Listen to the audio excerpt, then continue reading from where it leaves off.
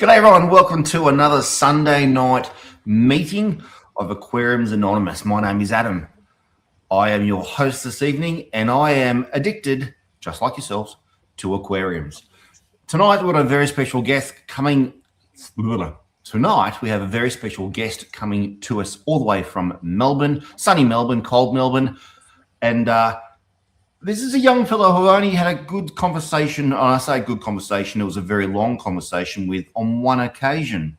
But I did, in that occasion, become very impressed by his knowledge, all things fish, all things aquarium scene in Melbourne. And I thought, along with the fact he's got a diverse interest in pets, and in particular, a little passion for an iconic Australian fish, that it would be worth to get him on board and we can share his hobby. Let's see if we can get him on and he can introduce. Oh, that was he. Oh, there we go. You can introduce himself. G'day, mate. How are you? Why don't you say g'day to the group? Yeah, can do. Thank you for having me on, firstly, Adam. G'day, everyone. I'm Bodgie or Tarun. Bodgie's my YouTube name, but Tarun is what everyone else calls me. I've been making aquarium videos for, I think, probably close to 5, maybe 6 years now. It's been a while. I started around high school and I'm 23 now, so I've been doing it for a little bit. And through the time of making YouTube videos, I basically just document what I get up to in my fish room. I often say that I'm not necessarily an educational channel. I just like sharing what I do. And then if there's something that you get from that, then that's good. But yeah, I really enjoy keeping fish tanks. I've been keeping tanks since I was like teeny tiny. And yeah, we'll see what I've got today. Mate, we've got to go a whole tour through your aquariums that are behind you. We want Yeah. to deep dive particularly into your lungfish. Yep. And we've got some other little pet curiosities of yours, which I'd like to ask questions about. Before we do that, I'd like to have just a moment, if you don't mind, to say good day to people that are in the chat, Yeah, of that are course. watching at the moment. We've got Gil. I think Gil might be currently busy in his semi-trailer, but he was certainly stopping in earlier on. So good day, Gil. We've got Praddy and Jonathan Cool. We've got Johanny. We've got Pondworks. The Ginger Ninja Quaid from South Africa is in the house. We've got Tanya and Gabs. Hello, everybody. Mate, what I'm going to do is start by asking, how did the name Bodgie from Australia come about? Yeah, so it's a bit of a funny history. In year nine or year 10 humanities, we were learning about Australian history. And just through that time, my humanities teacher kind of made us familiar with the term bodgies and widgies. And, there's a whole youth subculture and all of those things around it, the crazy bodgies and widgies of back in the day. But for me, I just thought instead of saying like, "G'day, ladies and gentlemen," when I make YouTube videos, let me just go completely down under and just say, "G'day, bodgies and widgies." So now I just use it as a term of like, ladies and gentlemen. We try not to look at the crazy history that was associated with it. But it just kind of stuck from there. That's it. Mate, how many times did you get people in your comments ask you, what's the go with the Bodgie? So many times. It's like Aussies kind of get it, but even then they like when they're on the younger side, they've got no idea what I'm talking about. People Yep. overseas have absolutely no clue. They just think I'm nuts. So Yeah. yeah, and there's been lots of times where I've had to answer those comments. Now, mate, whereabouts are you right now? I can see you've got an area blacked out behind you, which must mean you're in a spare room, I think. Yeah, well, it is actually like a dedicated fish room. So I live in like Melbourne, Victoria, as you mentioned. I'm kind of a bit more regional, so I'm towards the Macedon Ranges area, which is a lovely spot, heaps of mountain ranges, but it gets really, really cold.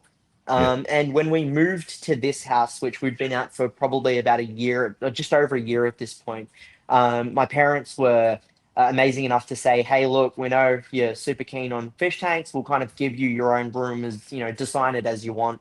So it's a purpose-built fish room. The reason I have it blacked out is because there's a huge sliding door and window, and that just Right. creates a ton of glare. Yeah. So I've just kind of sealed it off. But yeah, it's Nice. a purpose-built fish room. Yeah, it's really cool. Wow, you're really lucky. And so when you say purpose built, you were talking about you got like a concrete or a tiled floor, you got some drains down Yeah, there, yeah, water concrete supply. floor. Yeah, all of those things. Concrete floor, floor drain, own water supply. I can also like heat and cool the room from like a centralized unit. Yep. The whole fish room's on its own zone, and then I even went as deep as like getting plug points in like specific heights and specific locations for where tanks would go. And the entire room is on its own electrical circuit. So if this room trips, the rest of the house doesn't. Vice versa. So the rest of the house trips, this room doesn't. Yeah, That's amazing. That's brilliant. That's pretty brilliant. full How, on. how many tanks are you running in your room at the moment? One, two, three, four, five. Yeah, five. Five at the moment. Cool. Very cool. Um, your saltwater tank is still there? There's two of them actually. The Two. saltwater ones though are still they're still a work in progress. I can never kind of decide on exactly how I want those tanks to kind of evolve into. But I think Yep. I've kind of started nailing it down a little bit now. So when we look at the tanks, I'll kind of explain a little bit more in detail as to what I'm planning. But mind you, they are not nearly as impressive as what you've got going on. I think the freshwater side is probably a little bit better. Mate. Everyone enjoys their hobby their own way. Yeah. So what I want to do is I don't really want to dive straight into the lungfish because I don't want Yeah. people. I want people to get an overall view of what your hobby is there. Mhm. So I'm assuming that your lungfish are in. They're in a separate tank. They're different. Yeah. Yeah, Beautiful. they're in a different tank. So behind me is like my big displays, and then the lungfish are in their own specific grow out tank because they're still a little bit too small to go into the big display. Yeah. But it's good that I've got it running because once they're big enough, I can throw them straight in there.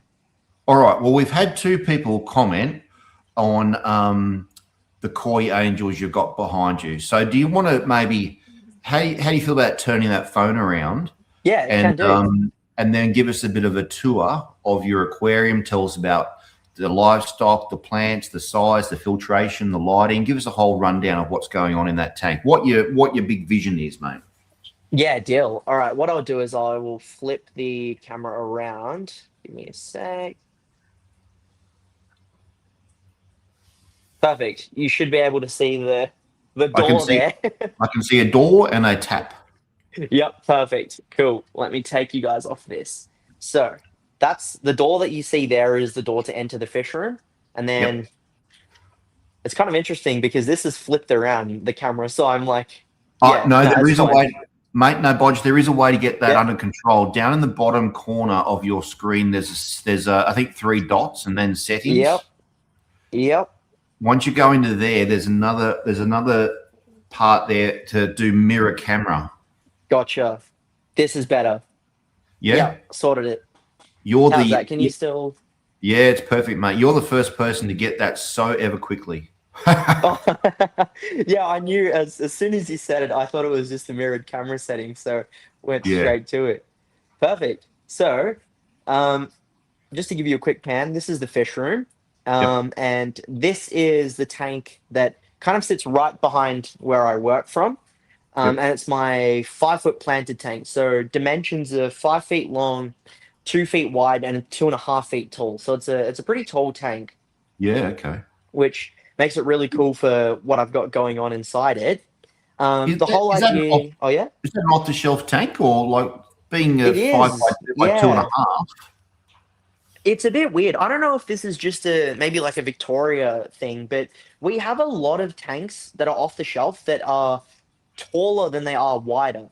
Personally, I find it annoying, but the bigger off the shelf tanks are always like half a foot taller or a foot taller than they are wider. Yeah, well, I'm used to the ones that are that kind of, let's say, a 5 by 1.5 by Mm, 2 or something, or 20. But yeah, anyway, that's a good size though. It's good size. All right. So, yeah, what was the overall concept? Because I love concepts in aquariums.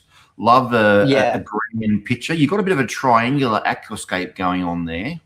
I do, yeah. So I like you really like a design in an aquarium, but I kind of like it to be a little bit natural, but also a little bit purpose built as well.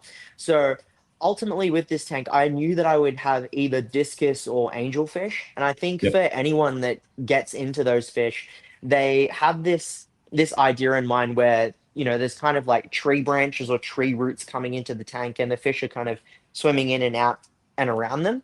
And then I thought, so put all the driftwood there, which is all just collected from the farm that I live on. Yep. All the driftwood starts at that point and then branches its way through different points of the aquarium. And from there, I just started putting plants in here, there, wherever. So when it Yeah. all grows out, there's a big jungle of plants, but there's still colors and textures and all that different variation through it. So it's Yeah. both kind of natural, but it also does look like a well put together planted tank in a way. Yeah. Yeah. You know that there's um there's something that I've noticed about what you do with your freshwater tanks is that you like to have the driftwood coming down from the surface to act like roots from a tree I that's do. I very much do. When we get it, into the bigger tank, you'll see it, but it's pretty much the exact same philosophy. yeah. But yeah, I just think that there's something around the way that fish behave when there's different breaks in their environment, whether that be visual or swimming breaks, Yeah. because they can be out and about front and center at the moment like they are now, like my angels. But then if they ever want to hide out a little bit, there's enough shadow in there that Yep. they feel secure, but I can Yeah. still see them all. So it's a bit of a Yeah. win-win. Well, I think when you got the driftwood coming down like that, when the fish can go under something, even if it is just Yep, a skinny piece of wood, and there's something above them, they feel a lot more secure compared to the opposite, which might be that nature aquarium style where the driftwood is projecting up like deer's antlers. And absolutely. and then they can swim around the driftwood, but there's nothing which is over the top of them to make them feel like they're really quite secure. Yeah, it's coming Um, straight at us. Look at this guy. so how are the koi angels? You rate them? Yeah, so I mean, it's kind of funny because if you would have asked me probably like a year ago if I would put koi angelfish into this tank, I would have said no. Because I really love the wild type angelfish, and I will get some for this tank eventually. I want to get some potentially some like Peruvian Altums or something like that. But I quite like them just because in the way that this tank has evolved, there's a lot of bright colors Yeah, and there there's a are. lot of contrast compared to my Yep. other tank where all the fish are really drab, dull, but I still like Yeah. them. This tank having those bursts of color is really nice because everything just stands out and you can see really nice layers of colors in the tank. So I do quite like them and I think they're really nice. Yeah, yeah. So I mean, if you were to take away, is it a rotala or what's the plant in the middle there that you've got the red Yeah, the that red is tip? Rotala. Yeah. So if you were to take that away, the funnily enough, the effect probably wouldn't be quite so complementary with the angelfish because it'll be more just green with a little bit of bronzy Yep. from the crypts down low. Although, mate, I'm going to have to critique your triangular aquascape here. The position of Yeah. your rotala is dead center, and your crinum calamastratum on the far right is interfering with the negative space. I know, but there's a philosophy as to why I put the crinum over there because where the way that the flow comes down into the tank, it kind of blows out and then kicks back up. So Yeah, it's facing that way instead of facing this way. And I really like that plant and I wanted to be able to see it when it was in the tank. mate. Everyone does that, and the funny thing is that it's really hard to see. I find it really hard to see a crinum calamastratum put into an aquascape where it looks cohesive. Because usually, Yeah. two things: they're put out by themselves because people want to promote their growth because they worry about them, and whatnot. And they've Yeah. also got kind of a strange shape because they're kind of like a rosetti kind of thing. They Yeah. just don't quite, and they're singular often. They don't quite That's gel true. often. Yeah, I mean it's the same philosophy behind the crypt Balanci back there as well. I just love that plant and I love the way that the leaves are all ruffled. So I wanted to Yeah, always be able to see it. So I just put yeah. it in the most like eyesore place ever. Yeah. Have you speaking about orange, have you tried any of the I've never grown the Amazon swords that are the sort of pattern Yeah. foliage ones. Is Ocelot one of the ones I'm thinking? Yeah, what's funny is it's kind of unfortunate because it's one of the Amazon swords that I really liked. There was a huge Ocelot sword in this area. Okay. Um, and unfortunately, so the when I originally set up the tank, the plants weren't in the same place that they were, and I Hmm. moved the Ocelot sword down to this corner. It's still there, but it's just all the big leaves kind of melted away. Um, and it just I don't think it liked being moved. So it Yeah. dropped all the big leaves and it is starting to pop back out. But that was a really nice ocelot there with all the mottled colors and everything. So it was cool. There are a couple of other reddish, orangish plants popping up, like the tiger lotus, and I think this is a Yep. barkifolia potentially. That Bucephalandra. one's no, there's a buse up here, bucephalandra up there, and then this Okay. plant is I think it's like a Barkifolia longina something. I'm not great with the names, but Okay. this one Cool. gets really red as well. Mate, a couple of comments for you and even questions. You can turn the camera around if you want, or you can just stay like Yep. that. Gill's Fish Room seems to think that Hello, Ocelot everyone. particularly easy crypt to grow, sword to grow, I should say. So Yep. I'm not sure if he's having a little bit of a dig at you there or not. But Gab says something that I was thinking, and that is there enough light back there? Yeah, I think that may have been a kicker because this is both a good thing and a bad thing. But when the sword was originally planted there, there was enough light because the Java ferns hadn't taken out as much as they have. Right. So then they grew all over it, and then that spot is just like a shadow. Yeah. But the other really funny thing is there is actually a thriving Amazon sword way back in the corner that gets like zero light, but it's doing really, really well. So Yeah. it must have just been my luck. Tanya says or asks, on a farm, what source of water do you use?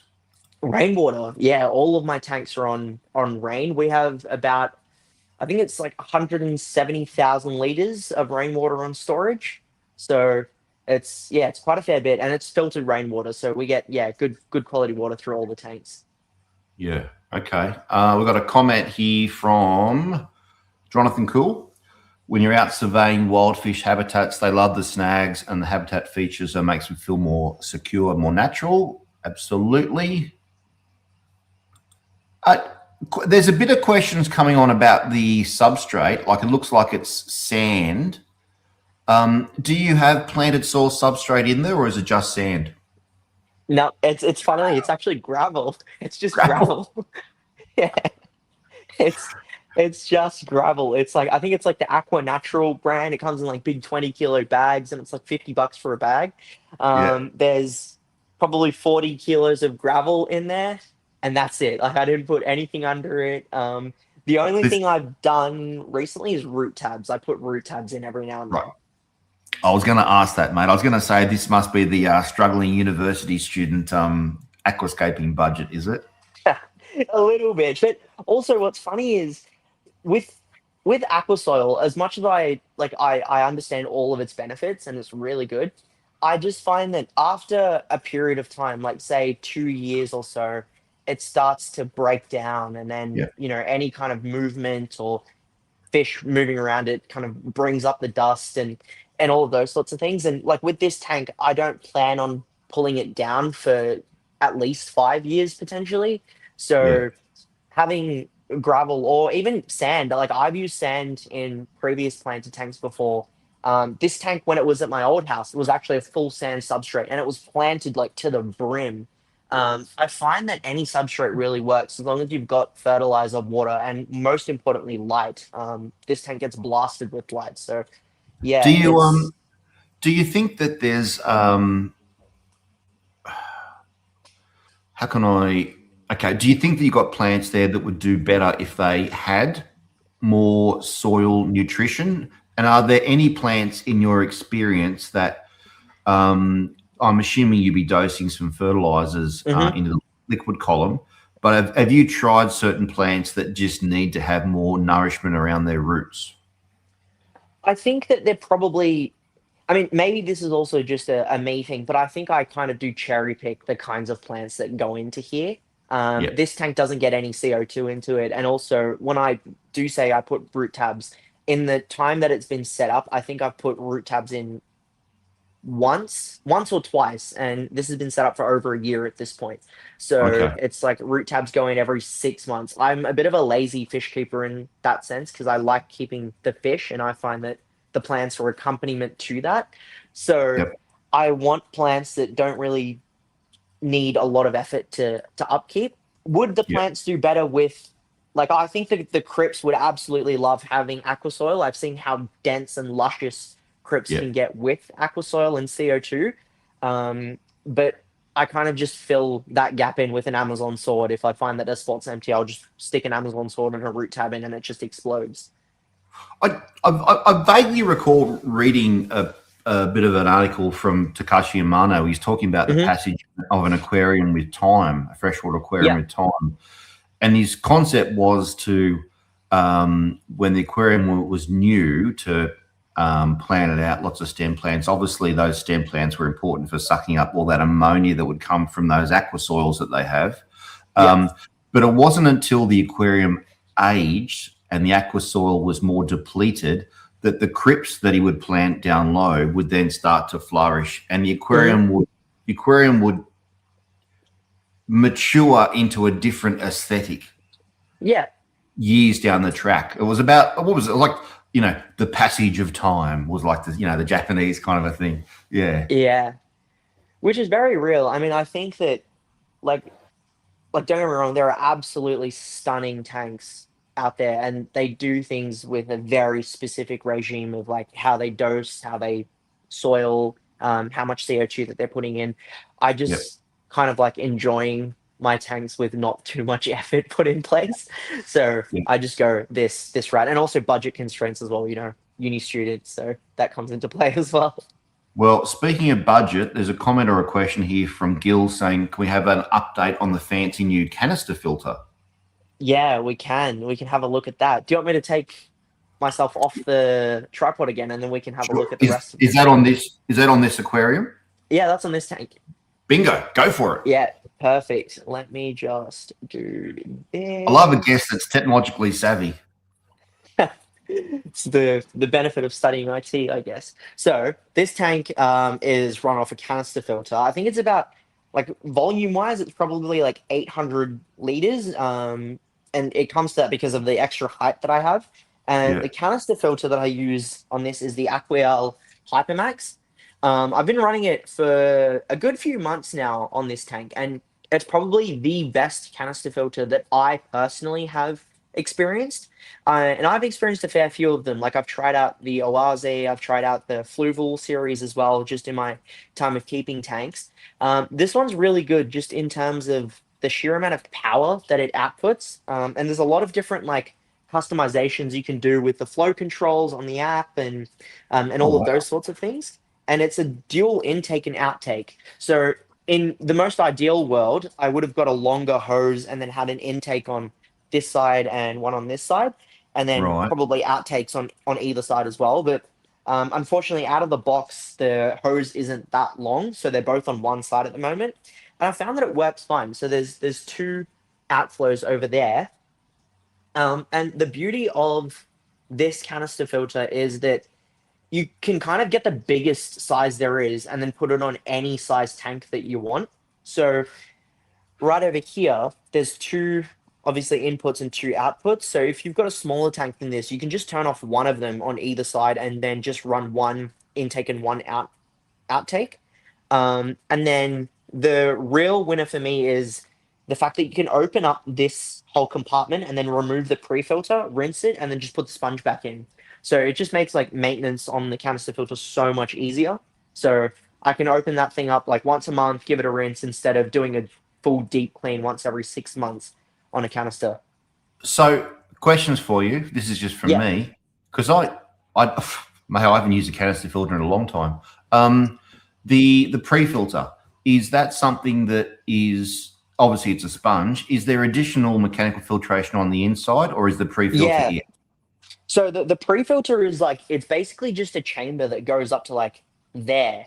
The rest of all of this is all mechanical filtration. Sorry, biological filtration. So there's marine pure bioballs, there's like ceramic rings, there's also like some rods as well, like those backy rods. Yeah. So there's a decent amount that this holds. And then the pre-filter chamber is like basically as wide as this, the bin lid, and then it comes down to about this deep. There are also other sponges in the canister, but like this is what you rely on primarily, and then you just take it out, rinse it whenever you want. Okay. And now you're also saying that that it's got an app, which I thought initially why in the world would you want an app on a canister filter? But what you're saying is that you can go on that app and dial down or up the flow. Yeah. So, I mean, when it comes to aquarium products, I am a little bit old school in the sense that I do want a physical control on the actual product, whether it's lights or filtration or whatever. If they've got an app, I want to make sure that there's physical controls because a lot of the newer brand lights that come out don't have that. The Yep. thing that really won me over with this is that it actually does have a control panel over here. So you can increase or decrease the power. So if I want to increase the flow, I bring it up all the way and then the flow ramps up in the tank. Okay. But then I run it a little bit lower at the moment. But then the other benefit is so this right now is just on a constant flow. However, if you've got like a whole tank of like Vallisneria, for example, and you wanted to get that swaying effect, it actually does have wave motion as Oh, well. really? So yeah, Wow. so it will basically send a huge jet of water, turn off, and then send another huge jet of water, turn off. So you get that back and forth swaying motion. And Wow. then you've also got random pulse mode. So if you just wanted randomized flow, it'll do that. There's also like staggered flow, and then you can also just get like, so you can get like the really harsh flows as well. So it's like proper back and forth. But then you can also kind of just get like a gentle Yeah. ripple across the surface. So So yeah, it's really cool. are they sort of trying to break into the water world as well by doing those features? Definitely. Yeah, definitely. Because this canister, you could also like it is saltwater friendly as well. Like the mechanics will work in salt. But I just like the philosophy of marine aquariums in freshwater because I think with marine systems, we dial in the environment a lot more than we do in fresh. And I think it really does make a difference in just how everything looks, acts, and behaves. So Okay. that was really cool. And then at night, you can also have a night mode as well. So if you've got, delicate fish, you don't want to keep them exposed to the high flow all day. At night, it dials down to however low that you wanted.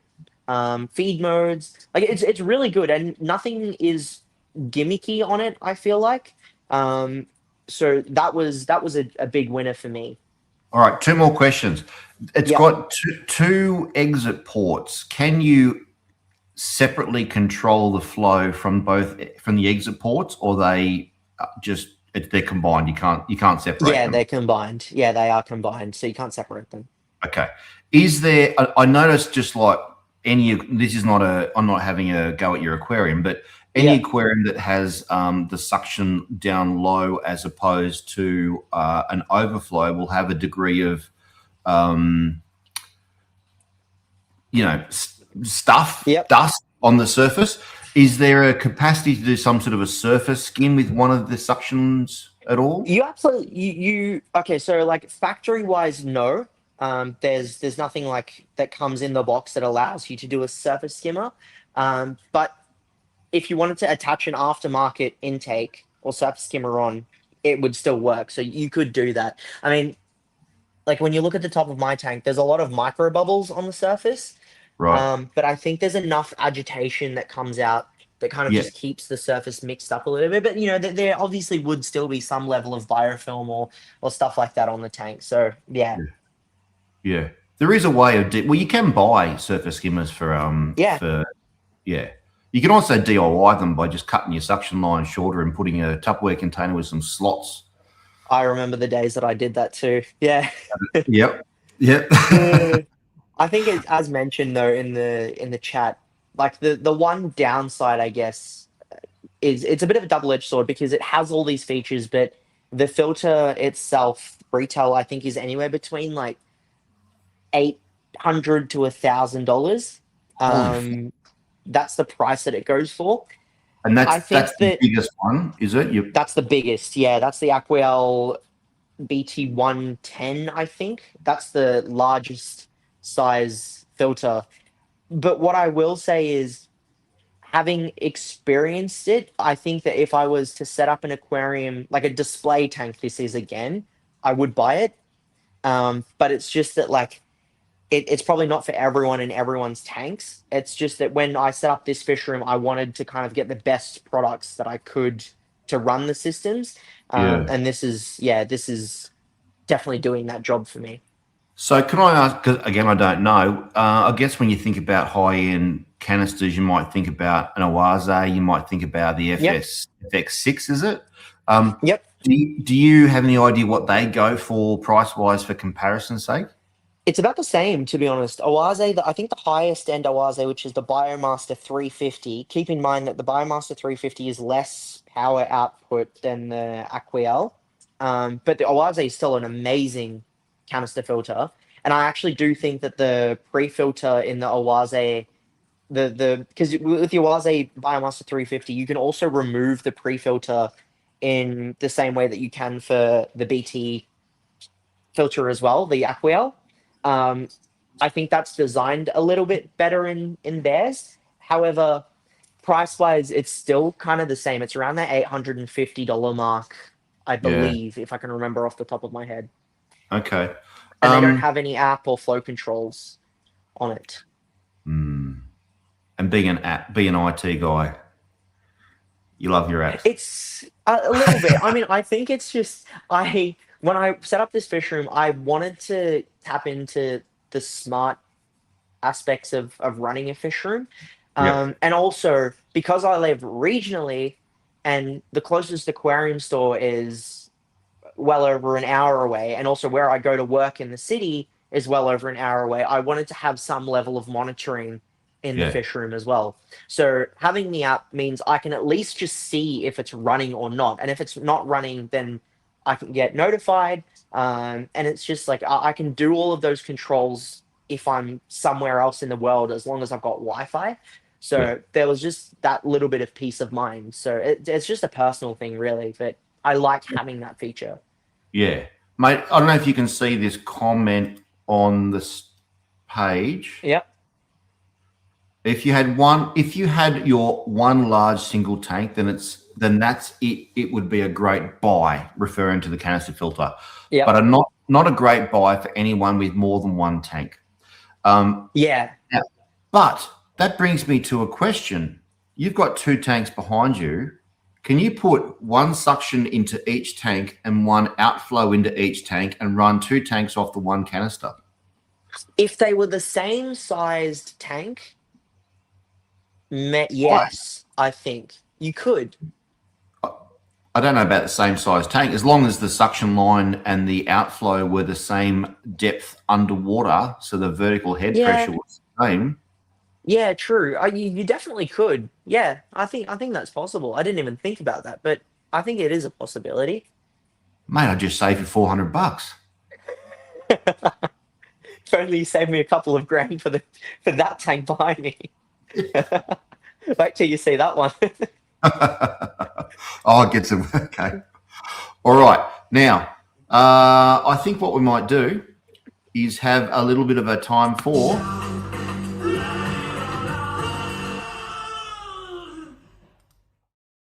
Bodgie. Have you got a shout out that you'd like to give to someone, something, a product, a plant, a fish, a resource, a anything, a mentor, a pet store, anything that has value to you in your aquarium keeping hobby that you think others might get value also? Yeah, I mean, look, there's too many to list, but the one that immediately comes to mind is probably my aquarium, like my local aquarium club, the Aquarium Society of Victoria. I only really started going to the club last year. It's kind of when I found out that they existed, even though they've been around for decades at this point. But it's really helped in just bringing me closer to the community of the hobby. and getting to meet people of all different age ranges, different fish keeping interests, and also just all those monthly talks that get run at the club is such an amazing resource to just learn things from people that are experts in what they do. And it's just fun. It's just a good day that you look for at the end of the month to go and spend time with people that are in a pretty niche hobby. It's hard to Yeah. find others that you're interested in that are interested in the same things that you are as well. And the only way you can do that is by getting yourself out there. So yeah, definitely the aquarium club. And I think it's an asset to have in your area a club like that. Yeah, definitely. I can't help but feel like, I mean, especially again, I'm in a regional area, we don't have that. Um, and I think would you say with the invention of social media that maybe people are becoming a little bit less face to face social? Yeah, a little bit. Because you can kind of, it's a good thing and a bad thing. Is just that you can kind of see people's fish tanks from all over the world, and you can also get inspiration and knowledge and all of those things from fish keepers, regardless of where they are. But having that in person connection when you actually go and have those physical conversations and kind of see what people are doing every month in their aquariums is like it gets very heartwarming because you see the excitement on people's faces when they told you 2 months ago they're going to get a pair of baddest and they finally bred them and then they Yeah. bred and you see that joy and you ask them, oh, how'd you manage to pull it off? You were struggling last month, what changed? And it just creates all of those really good conversations. So Yeah. I love it. And you must, I mean, I used to be members of the herpetological clubs and the bird clubs back in the day. And Mm, I'm sure it's the same with the fish clubs. Is that you'd come home from a meeting, and if ever you felt a little bit stale in your own hobby, you were completely re-energized. You're yeah. Oh really, yeah. yeah, yeah. All right, mate. Brilliant. Now, what we are going to do is, shall we get a tour through? Should we go fresh or should we go salt? Ooh, I mean, I feel like the saltwater tanks are they're both outliers at the moment, so we can kind of skim over them quickly, and then we can deep dive a little bit onto the two bigger freshwater tanks. All right. Well, let's do that. Let's jump into salt. I'm going to have to go and get a top up. Cool. Um, so you're in charge. I'll behave. I promise. Right. Good. Everyone in the chat, ask questions, and I shall see you in about 45 seconds. Go for it. Perfect. Hello, chat. It's just you and I now. Yeah, like Adam said, any questions, anything like that, feel free to send them through. I'm kind of looking at my laptop here because I've got the chat up. Um, no one's missed seeing the lungfish yet. We will see the lungfish in a sec, but we'll see the saltwater tanks that I've got going. Keep in mind, my saltwater journey has been a little bit rocky, especially after I've moved into this fish room. I don't necessarily have the best access to local marine aquarium stores. They're all kind of far away.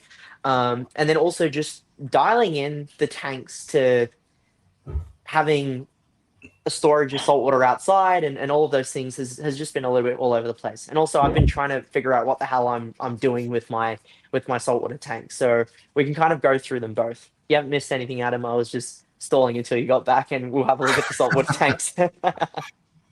Excellent. All right. Well, it Perfect. looks like the GM Goldwater came here for the saltwater. Easy. Perfect time then. So let me flip you around. So we're starting off with this little bit cute, disappointing reef tank. So this is just a 60 or 70 liter saltwater aquarium. This is Yep. my like new work in progress at the moment. So Yep. in here is just literally 3 or 4 inhabitants. There's a pair of clowns. What's funny is the big one is a ocellaris. The smaller one is a percula, I think. Or it might be the other way around. I know, I think the boy is an ockie and the female is a perk.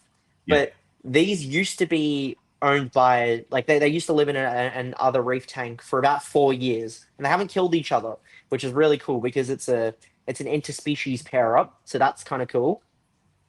And then down here is a lawnmower blenny, and right down in that little hole that you see there is a pistol shrimp that Cool. gives me absolute pain whenever I'm working, and all you hear is just the click, the pistol Yeah. sound.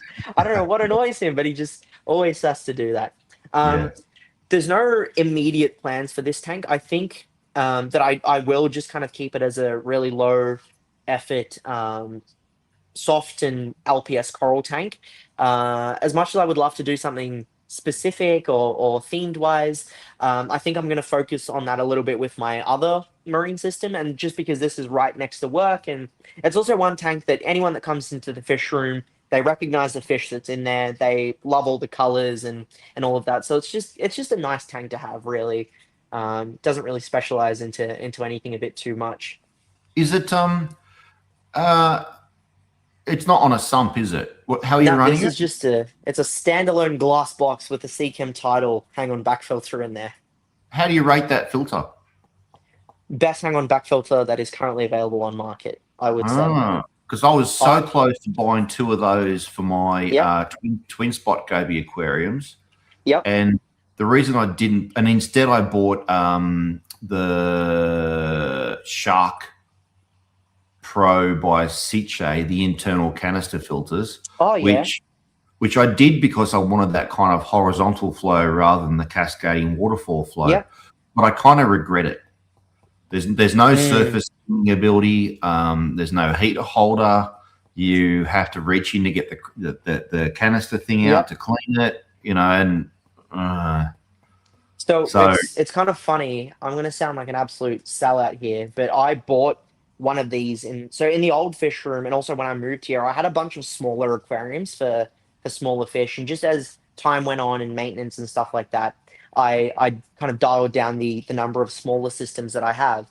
But in the old fish room, I bought one of them, was so impressed by it on my saltwater tank that I went back to the store and I got seven more, and I got them of all 7. different sizes. Yeah, I bought seven because I had smaller tanks and I wanted to have some backups and stuff like that. So I've got two which are bigger than this, and then I've got a bunch of smaller ones, and then a couple of in that range. So I have like a mini fish room worth of Seachem titles in storage to just throw on a tank whenever I need them because they're Wow. so easy to take care of. It's just And such a how? low maintenance. And you've got the surface skimmer functioning there with the hang on the Yeah, so back. that's running. Yep, Yep. so that's functioning, and if I wanted to, I can just drop the flow down, and then it just drops down. And then you can also lift out the entire tray, which is really good. Bump up Yep. the flow. If you wanted to not run the intake down the bottom, you can turn that off. Heater holder, and it's kind of sleek, when you've got a black background and that's just kind of there, and you've kind of mastered it. It just all blends in. So yeah, I love it. I really regret buying those Sitches now. And Yeah, the diversion when the media gets clogged around the top perimeter and back down, that works effectively. And the little it's amazing. Yep. Yeah, it's funny. There's a snail in there at the moment, but if I move the snail out, there's a little. Oh, you might not be able to say anything, but there's a little overflow section there. So Yeah. whenever water starts getting clogged, I actually do need to give the filter a bit of a clean. But you can see it in action now when the flow rate isn't super when all the flow can't come out of here because of clogs, it falls into this little overflow, and then Yeah. it just drops straight out of the tank in that section over there. So there's never really any risk of this spilling over the sides or anything because it's clogged, because there's Yeah. emergency fail safes built into it, which is really sweet. And I'm guessing, well, one of the bigger selling points of that filter is that the motor itself sits inside the aquarium and pushes water up Yep. rather than pulling it. So it never, after a power out, it never sucks dry. No, it doesn't, which is super handy as well because you just plug it in and it just starts filling up with water. And it's also the quietest hang-on back filter that I've ever used as well. I've used a fair few from a few different brands. That runs dead silent, so I love that aspect of it too. Yeah. Now, maybe this question should be in the hard chat section of our live stream this evening, Bodgie. But tell me, mate, what's the alkalinity, calcium, magnesium, nitrate, and phosphate level of the aquarium? Couldn't tell you to be completely honest. I could not tell you, which probably explains a little bit about why this tank is, taken a little bit to get to the level that would want it.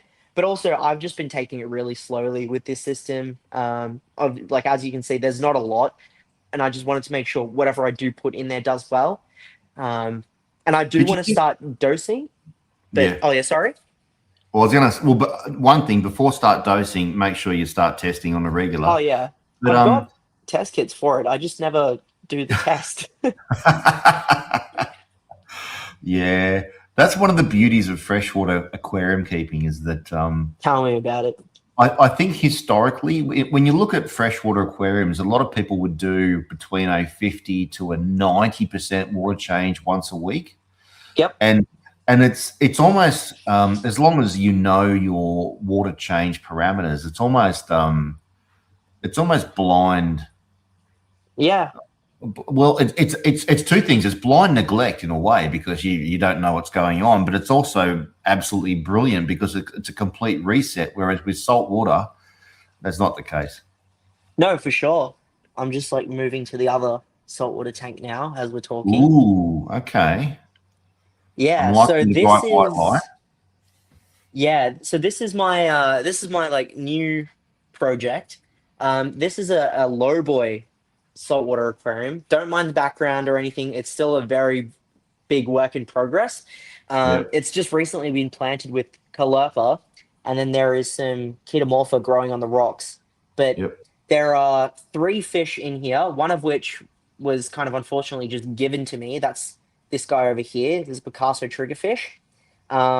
The one fish that I definitely did want to keep in this tank is a lionfish, and that's a dwarf Antenata lion coming up. yep. And this tank is kind of like I wanted it to be a dwarf lionfish friendly tank. So the Antenata is pretty much like my pride and joy when it comes to the saltwater side of my hobby. You can see this little nuisance here, which is the porcupine puffer. This Yeah, one was given to me as well when a marine keeping friend of mine moved. She dropped off this, and then this one was unfortunately the same thing, and I just didn't have the heart to say no. But I yeah, probably will try and find a home for this guy soon enough. But this is a permanent resident. yep. Yeah, Antenata lionfish. Okay. You know they're not that dwarf. You know, I Rog. know, I know. And so the plan is to grow it out in here and then move it into a larger saltwater aquarium. Right now Yeah, it's probably not even, that's my fist and it's probably the yep, same length but quite thin. So yeah. yeah. What's how's the system running? Hang on the back, CCAM Yeah, this tile. is also a CCAM title as well. Yeah. What's Love funny it. is next weekend I've only got one running on it at the moment. Oh, hang on, But just next just go back for a oh yeah. sec because that's okay. So you can get some deflection and some horizontal movement of the water.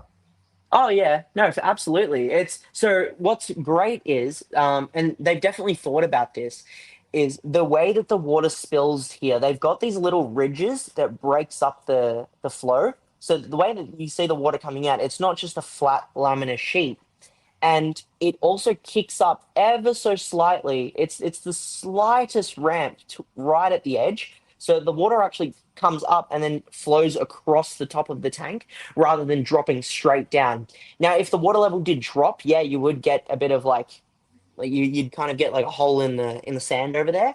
But as long as Yeah, you've got the water level up high, it does create a nice laminar flow across. Like it's like a sheet. It ripples across the surface of the tank. yeah. That's doing, and I can even see that's drawing in the surface Yeah, particles there from the right hand yeah, it side. It's does that really doing too. it well.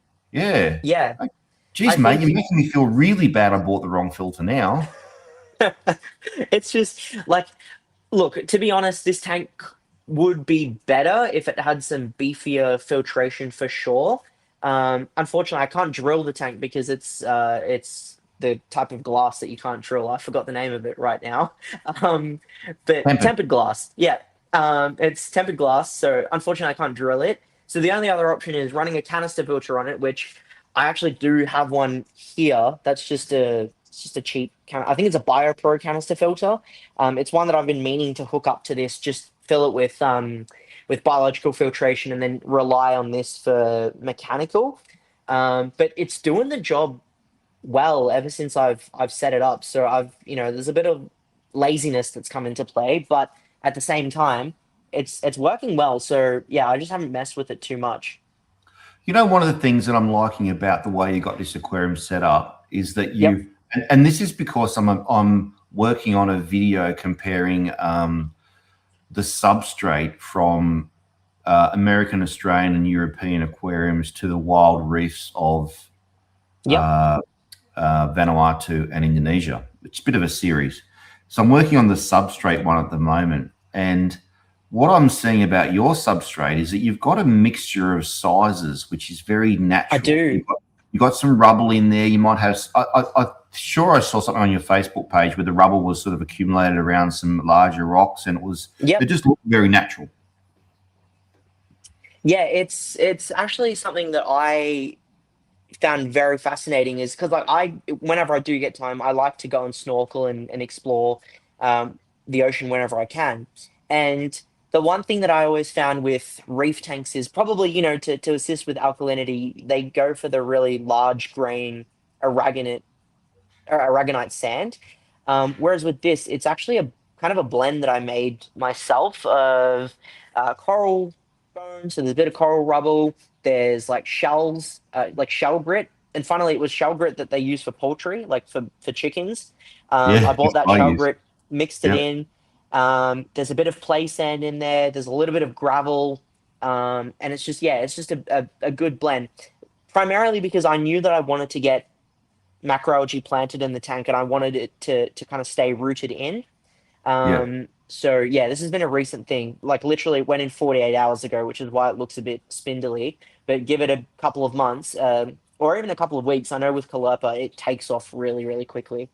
Yeah, yeah. No, I like that. I like that effect. And you're right. When you go snorkeling, the substrate and the accumulation and the presence of different grains of substrate in certain areas is all based on the flow. So it Yeah, seems that in saltwater we want to try and keep a uniform fine sand or a medium sand over the entire bed. But in reality, where yep, there's stronger flow, it blows the fine stuff away to somewhere else and leaves the yeah, coarse stuff behind. So it sort of makes sense in a way to try and work with flow and use different grades to make it natural. I like yeah, that. absolutely. Also, this is a little shout out for you, Adam. Frenzy fish Oh, feeds. That's what this tank gets fed. there you go. Look at that. Boom. Now See that? look at that. The lionfish is so your Yeah, lionfish is he's pellet trained. He'll take wow. it. He likes This looking at them first, but he definitely does eat them. He took one on camera just then, but he likes to look at them first and then see that the triggerfish are eating it, and then oh yeah, there you go, just ate one. yeah. Did you have to train him to take the pellets? I didn't really do too much for him to take pellets. You can see the gut on him, like he's got a big belly, but Yeah. I didn't really actually have to do too much. When I first got him, he was a little bit finicky, so he would only take live feeders, and I was using guppies at that time. But Yeah. after a while, I would just constantly throw the pellets in front of him, and I've tried a couple of other pellets. I don't know whether it's the scent or maybe it's the size of the frenzy pellets that I've been using. Yeah. But yeah, he definitely does take to them, but he does take his time in true lionfish nature. Yeah. He's like a mandarin fish, isn't he? Studying the food before he goes in. Yeah, oh yeah, absolutely. He really has to look at it, and he's a little bit like he's very movement based. So when the food drops down, oh there you Oh, go, just ate another one. yeah. There you go. So he's very movement based, but he has to kind of see the pellet drop down. Or what will happen is the porcupine puffer, which also eats the pellets, so does the triggerfish. Um, when they swim with it and spit it out and put it back in their mouth, he'll then go and steal it from them. So yeah, it's really Do cool. you, do you think that he'd take a floating pellet or not? He probably would. No, he definitely would, because he follows my finger up to the surface when he's hungry. So if I Yeah. did put floating pellets, he absolutely would. It's just I haven't bought the floating pellet bag, because when I did buy the frenzy fish feed bag, I bought like the kilo bags of it. Yeah.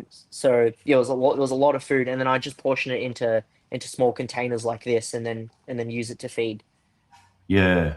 Because that's one of the things that's put me off keeping a lionfish. Funny enough, I caught one. It was a Yeah, tiny juvenile Volitans. And it was the last time Gary and I went for a snorkel down at Nambucca before the water got too cold. But it was yeah, so small. It was like, it was, about that big.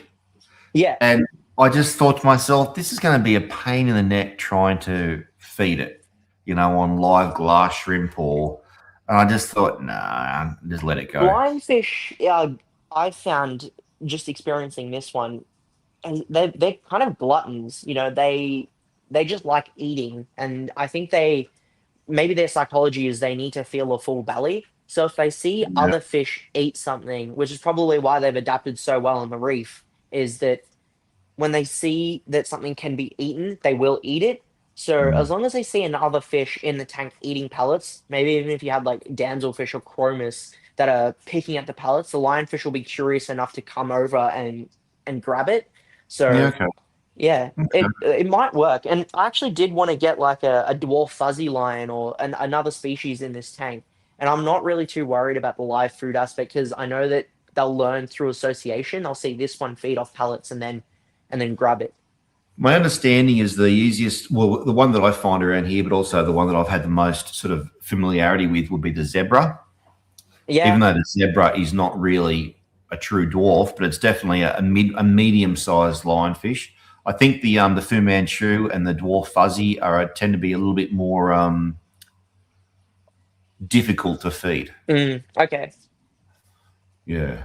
Yeah, zebra would be a good shout. Actually, as Jonathan mentioned, that's kind of exactly what I did. I completely even forgot that the fact that I was using tweezers, but I used tweezers to originally. So I would use live guppies on tweezers, then I moved to dead fish on tweezers, then I moved to pellets on tweezers, then I just moved straight into pellets. Yeah. But keep in mind that wasn't a long period of time either. It might have been a fortnight worth of feeding like that. I just did it every day, so Yeah. you learn pretty You know, quickly. the other thing that we tend to find when we're snorkeling and also up the Gold Coast Seaway is you see the lines hanging out together. So you'll see Yeah, groups of Voltons, and so even rather than going to a fuzzy or a dwarf, you could even just get another one or two, assuming your tank might get bigger in the future, yeah, of the Antenata, and have it as a congregation kind of thing. You'd I see them hanging upside probably down, could. even inside tires and stuff. You'd see them hanging up Yeah, around the tires. Yeah. no, it's Uh, really cool. It's something I probably would do. right now, because we've seen your saltwater tanks, that brings me to a new segment, and that segment is called Hard Chat. I got it written down here, mate. You ready? Yes. Taryn, you've broken one of the biggest rules in keeping a predatory marine fish tank. Oh dear. Do you know the rule, and are you skirting danger? What is the rule? Not to combine a triggerfish with a lionfish. Yeah. See. Okay. The triggerfish, in my defense, was given to me, and I look. I could have said no, but they were in a bit of a tough spot, and I thought, okay, fine, I'll get it, and I will find a home for it eventually. Yeah. Which I said I wouldn't do when I moved to this fish room, because the last fish room gave me agony with that. So many different fish coming my way that I did not want. It's one of the biggest complaints I got from people sometimes on videos is like, where did you get all these fish from and where are they gone? The people were conspiring that I was just buying fish sometimes. A very minimal number of people that I was buying fish for a video and then I'd get rid of it. But what's funny is a lot of the fish that they could see in the tanks, I never even brought up because I knew that they wouldn't be here next week. So Yeah. the Yeah. triggerfish is kind of in that regard as well, because I think he's a bit too boisterous and he'll get a bit too big for my liking. So I want to find a new home for him eventually, and he's a bit nippy. Thankfully, he's been good so far Yeah. with the lionfish. And he You can see might how be. close they get, and he might Yeah. be, yeah. And you can see how close they are during feeding. The lionfish isn't scared of him; he's not scared of it. I do think though he got a nasty sting in the mouth from the lionfish very early on. I do remember him spazzing out in the tank, and I think it was because he tried to nip at the lionfish and he got jabbed in the mouth. Yeah, So he's that'd now do it. learnt. So yeah, So that's all I they think need that's it. is to get jabbed in the mouth as they're trying to annihilate those skins, and then they'll be fixed Yeah, for that's life. it. Yeah, legit. All right, mate. You're in the process of building a new home, I believe. Yes, I am. What plans do you have for accommodating some giant Aussie natives? Ooh, it is actually something that I very much would like to do. And that is a good segue into this I tank know. because that's yeah, this tank behind me is a little bit in the it's a bit mixed at the moment. We'll get into it in a sec. When I originally set that system up, it was meant to be for native Australian fish only. The issue is where I live in Victoria, trying to affordably find a supply of natives, but also a healthy supply of natives is quite hard, especially in my experience. Either when we get them, they're really expensive, or they're just not that healthy. And I've tried with a fair few different fish, whether it be perches, whether it be rainbow fish, whether it be even your larger fish like Australian bass. I think because of the way that they're aquacultured in large farms and they're designed for aquaponics where they're stocked in large numbers. So even if you do get some casualties, it's fine because you're stocking in a couple of hundred fish at Yeah, once. yeah, In an aquarium setting, when you're only getting one or two, the mortality rate is really high because they've got internal parasites, mostly worms, is what I've experienced with all the non-rainbow fish natives. So and when they're that small, they don't take to medication that well. I found that they can be really sensitive to the dosage of meds. And then with rainbow fish, I have always found that you get one or two rainbow fish that come in with tuberculosis, which is something we've talked about on phone call before. And it's just when they get TB, it's only one, you take it out, and then another one a week later gets it, and then another one a week later gets it, and then yeah, three a week later after that get it. yeah. So it's been a constant battle trying to keep healthy natives. And I know that people in Australia, or like in Melbourne and Victoria, are keeping heaps of native tanks and have got really good natives as well. I just haven't had that luck in this fish room. And then I decided that I'm going to switch gear a little bit into fish that I also equally like, which is South Americans, and that's what this tank is at the moment. It's very South American dominant. All right. So you have changed a bit from when I last spoke to you. But now I'm assuming you're going to have some plans for your Queensland Lungfish, but we can get to that a bit later on, yeah? Yeah, All right. absolutely. Bodgie, you've been given, this is a selfish question, I do it every week. You've been gifted Yeah. a hypothetical 8 foot by 4 foot by 2.5 foot high aquarium that you can do anything you possibly want to, but it must be an amazing display. What would you do with it? How would you filter it? How would you stock it? How would you light it? Yeah. Oh, that is such an amazing tank size. I think I would go the lungfish definitely would go into it. So But it's too small for lungfish.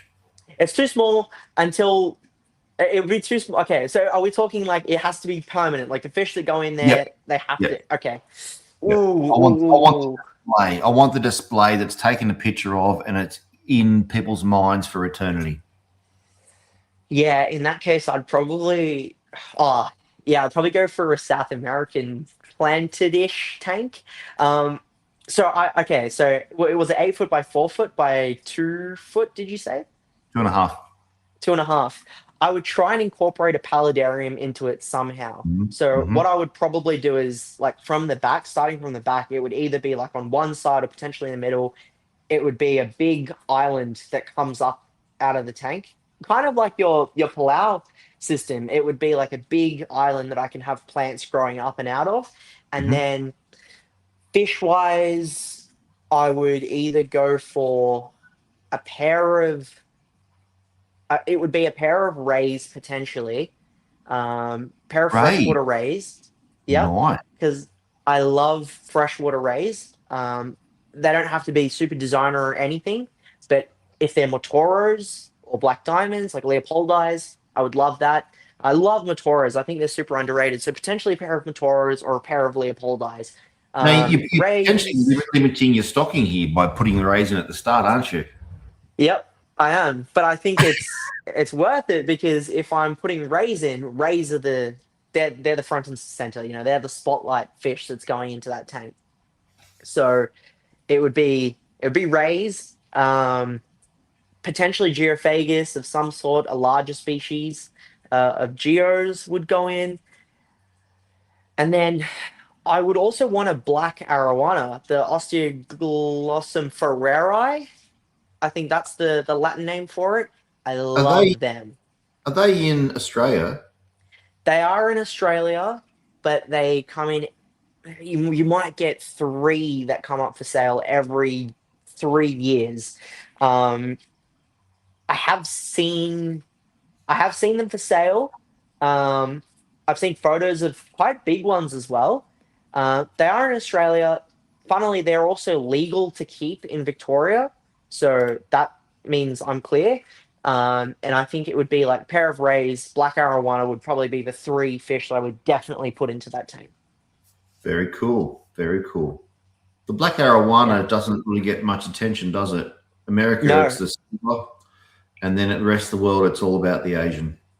Yeah. And Yeah. no one talks Definitely. about the African. Yeah. No one knows about the Africans, and they're so weird. They're a filter feeder arowana, which is crazy. You wouldn't even think about it. It's just like a blue whale, isn't it? And that Yeah. was all right, mate. Now it's time to deep dive into the aquarium to your left. Yeah. Perfect. Right, my left. Thankfully, it has cleared up a little bit. I was really, oh, this morning it gave me grief. I come in and it was just like so dusty, but I thankfully I cleaned up everything, so it's good. Let's flip us around, back camera, turn the camera back on. Here we go. So this is the largest aquarium that I have in the fish room. It Yeah. is 6 feet long, 2.5 feet wide, and finally 3 feet tall. So taller than Wow. it is wider. Very cool. Also, semi-custom, semi-off-the-shelf tank. There was a couple of design specs that I wanted, but the dimensions of it was kind of off the shelf. So it just worked within budget constraints and stuff like that going off the shelf. But there was a little bit of design things that I put in place. This system, as you can see, kind of operates as a paludarium, which is a funny choice for South American fish that you see down the bottom. Yeah, where are the archer However, fish?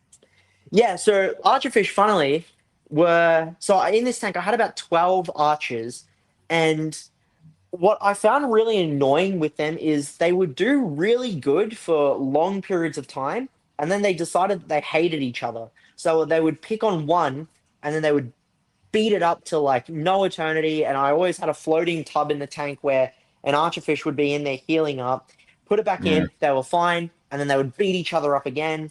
So it was just a constant battle. And no matter what I did with scape changes or feeding changes, like the tank was getting pumped with food. And I'd always have like a box of crickets went into the tank every single week for them to hunt. I would also feed them pellets every single day. I don't know what it was, but they just constantly picked fights with each other. And I don't Yeah. know whether it's because they were too small. Maybe if I got like, big palm sized archerfish, they would have been fine. But then I also think I wouldn't put them in a tank like this. They would go into an 8x4 Yeah. potentially. Yeah. Yeah. So I ended up just rehoming them because always having a sick fish or an injured fish in the tank just wasn't sitting well with me. So I caught them all out. And by that time, when I started with 12, I think when I did sell or rehome the colony, I was down to about seven, just because they would constantly pick each other off. So I did end up rehoming them. So there's a comment here from Jonathan Cool that says it's mental his archers haven't displayed that at all. Mind you, they're in a 3,000 litre pond. Yeah. So I think that probably does it. That's the solution. Look, I would absolutely love to get archerfish again, but what I've said to myself is that they would probably go into my dream tank, which is the final system for my Australian lungfish, Yeah, which yeah. I've got a big grand plan for it. It'll probably only happen when I'm like maybe 35-ish, but there's a big idea that I've got for those lungfish and archerfish in a huge tank with a big Did you paludarium, and it's yeah. did I mean, I don't like to say it like this, but I'm going to say it like it sounds a bit Yeah, fickle when I no, say it go like for it. this. But do you rate archerfish as an aquarium subject? Because I found I swapped my 3-4 with a mate in Coffs Harbour for his mangrove jack. Yeah, which I saw. Yeah. I just kind of found that they were really quite reclusive. I agree. I think that they are a bit overrated as an aquarium fish for sure. And I don't really know where it started, but there was a whole wave of I mean, even like content creators keeping archerfish. I knew that when I got this tank, I definitely wanted to try them, which is why I had the system configured in a way that I could run it as a paludarium. So I had Yeah, very early plans to put archers in this tank. I do think that they're a little bit overrated because it's a very big hit or miss of whether they would spit or not. Mine yep, were more jumper fish than they were archer fish. They yep. would wait for like insects to get to the border and they would jump at them to get them. And Well, I just I think don't know there's if not it's really true. much. I'm not sure if it's Yeah, true. I've heard that the arching behaviour is a learned behaviour from yeah. witnessing adult Mine fish. did it. Mine did actually spit, and I've got videos of them spitting, and they were actually pretty damn good with their shot. But I just think that aside from that one specific behavior, they don't really offer too much else. So Jonathan Cool says, in regards to the behaviour, he thinks it's size. They're a bit super elusive when they're little, but as they get larger, and by large, he's talking about the crocodile exhibit at the Melbourne Sea Life Yep. Aquarium. They stop that behaviour and become out and about.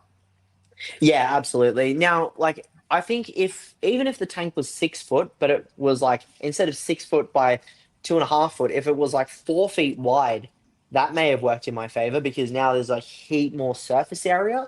I think that's Yeah. maybe what they need kind of just to get away from each other when they're juveniles, and then maybe as they get bigger and a bit more lazier, they mellow out. But yeah, it's definitely been an interesting experience keeping them for sure. All right. Now, before we deep dive into your livestock choices, there is one little question up here from Joe Hanny that's what is the spinning outflow? And I've seen that on Yeah. Facebook. Is that do you rate that? Does that work? Is it good? It works. I mean, look, I think it's the same flow coming out, whether it was spinning or not. If that was just a fixed standpipe or pipe outflow pipe, it would be the same amount of flow. I saw it. I thought it looked cool, so I wanted to get it. It kind of just it always comes up in question. So I think it's a good talking point. If you like it, sure. If it's distracting, don't get it. But it is what it is. It just exists. I think it's cool. Yeah. Okay. All right. So last time I saw you also had some angelfish in this tank, but you don't have them anymore. What have you got going on now? Yeah, so in this system at the moment is it as time's gone on, it has kind of evolved into a larger growing South American display. And when I do move this aquarium after I've moved into the house that I'm building, I'm not going to run it as a paludarium. I don't think it will be a full length display of water.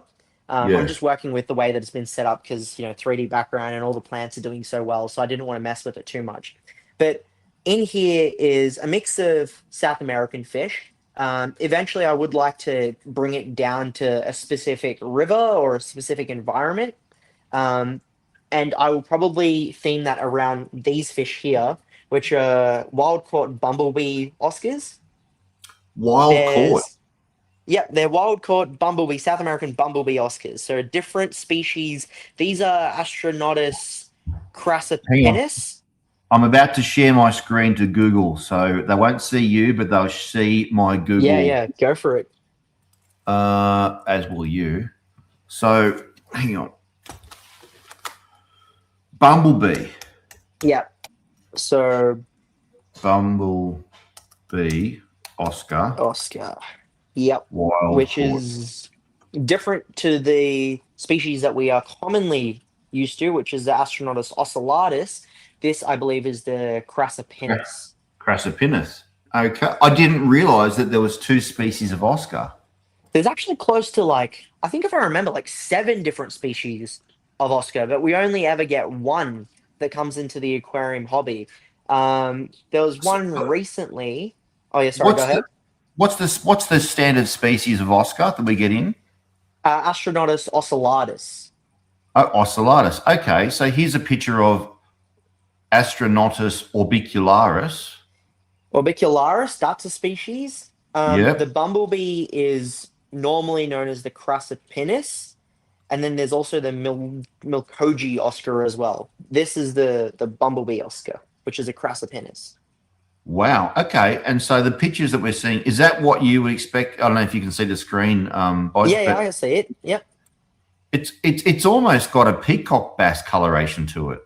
it does, which is really cool. I mean, I'm not like you can see it. Keep in mind these juveniles are only about a week ish into being into this tank. They were shipped to me from New South Wales, and when they came in, they were on like death's door. So they're finally starting to do well now, but they've still got a bit of messed fins, and their scales are a bit raggedy. But like I'm actually surprised that they're still alive. So there's a few of them, Yeah. and So there's juvenile coloration there, and obviously yep, when they're juvenile, it appears that they're a lot darker, and as they mature, they start to yeah. develop So horizontal bands. it's funny. So that they actually have like kind of like a 3-stage color process. When they're about like yay big, is probably when they look their best. That's when they've got the crazy like and black like flecks. They've got the golden flecks through their body. Then they get to Yeah. about like this size, which is what they are now, and they're jet black. They've got like no coloration on them whatsoever. You can't even see them. They're in the shadows so far away. You might be able to see it on this guy over here. They've got Very you see dark. the bands starting to come Yeah. out. Unfortunately, this one is blind. He doesn't really see all that well. This one I got as a rescue, and I'm just keeping him in here at the moment. But he's still settling in. But you'll see it on these guys when they come out. You see the bands that Yeah. Yeah. as they get older and put on more size, that's when the goldish flecks start coming out. But keep in mind also the photos that we're seeing is probably when they look their best. I Yeah. expect that when they're older, they're probably dark without any real coloration to them, and then when they start flaring out is maybe when the gold starts to get a bit more pronounced. Okay. Okay. And Yeah. so there's no captive. Is there captive breeding of this species? There is. You can. I think recently there were F1s that were for sale, that came up in Australia, but most commonly at the moment we're getting the wild caught ones in. I expect that probably in the next 5-ish years we'll start seeing more captive bred ones, Aussie captive bred ones coming up for sale. And has the hobby started to work with different mutations of the bumblebee Oscar? But it's like nowhere in the world really has worked with the mutations of bumblebee Oscars. Yeah, it's just the ocellatus that gets all the attention for the captive mutations. Yeah. Okay. All right. So you got a little group of those. You got some geos, and Yeah, so tell me about there's your Sorry, go. oh no, you go. I was going to say, tell us about your silver dollars. Yeah, of course. So there's geos in here at the moment. Unfortunately, at the moment there's only a pair. So a little while back, this tank got infected with a little bit of a bacterial thing that happened, and I did lose my geos. I lost about 3 of them, and these are the 2 that are remaining. But they are a male and female pair, I believe. Like these 2 actually do actively spawn in the tank, but unfortunately the eggs just don't make it because of all the other fish. And Mm-hmm. then the silver dollars, there's a mix of spotted and also common silver dollars. What I really like is they've got some really good reds and like purple hues on them, which Yeah. I've never really observed in silver dollars until I put them under the lighting that I run in this tank. But Yeah, there's some big spotted silvers, and then there's your common silvers as well. So when you say common, is that a red hook? No, that's just your standard, like I don't even know the Latin name, but that's just your standard run of the mill silver dollars that you see at any aquarium store. Okay. It's funny. I remember being in, like, there was a really iconic aquarium store in Sydney in Cogra, Yeah, Rockdale, called St. George Aquariums. And I remember walking into there and I was fixated by the silver round fish. There was two of them. One was yeah, a mono, which is that, saltwater monodon. yeah, Yeah. And the other was a silver dollar. And it was bizarre that it was something that a silver fish would be what would attract me the yeah. most. There's reflection in them, isn't there?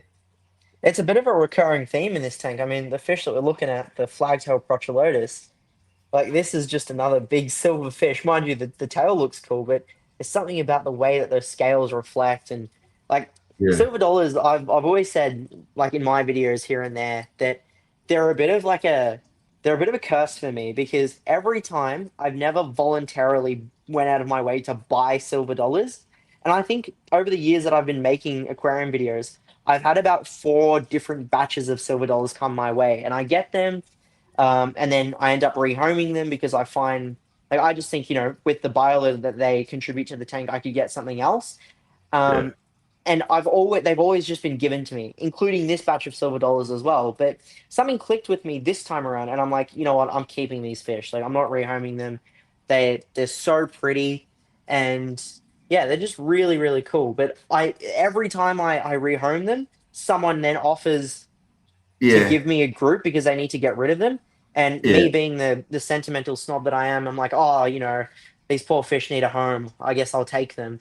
And then I'll Mate, grab them. I think you're destined for a silver round fish. And I'm the I same. know.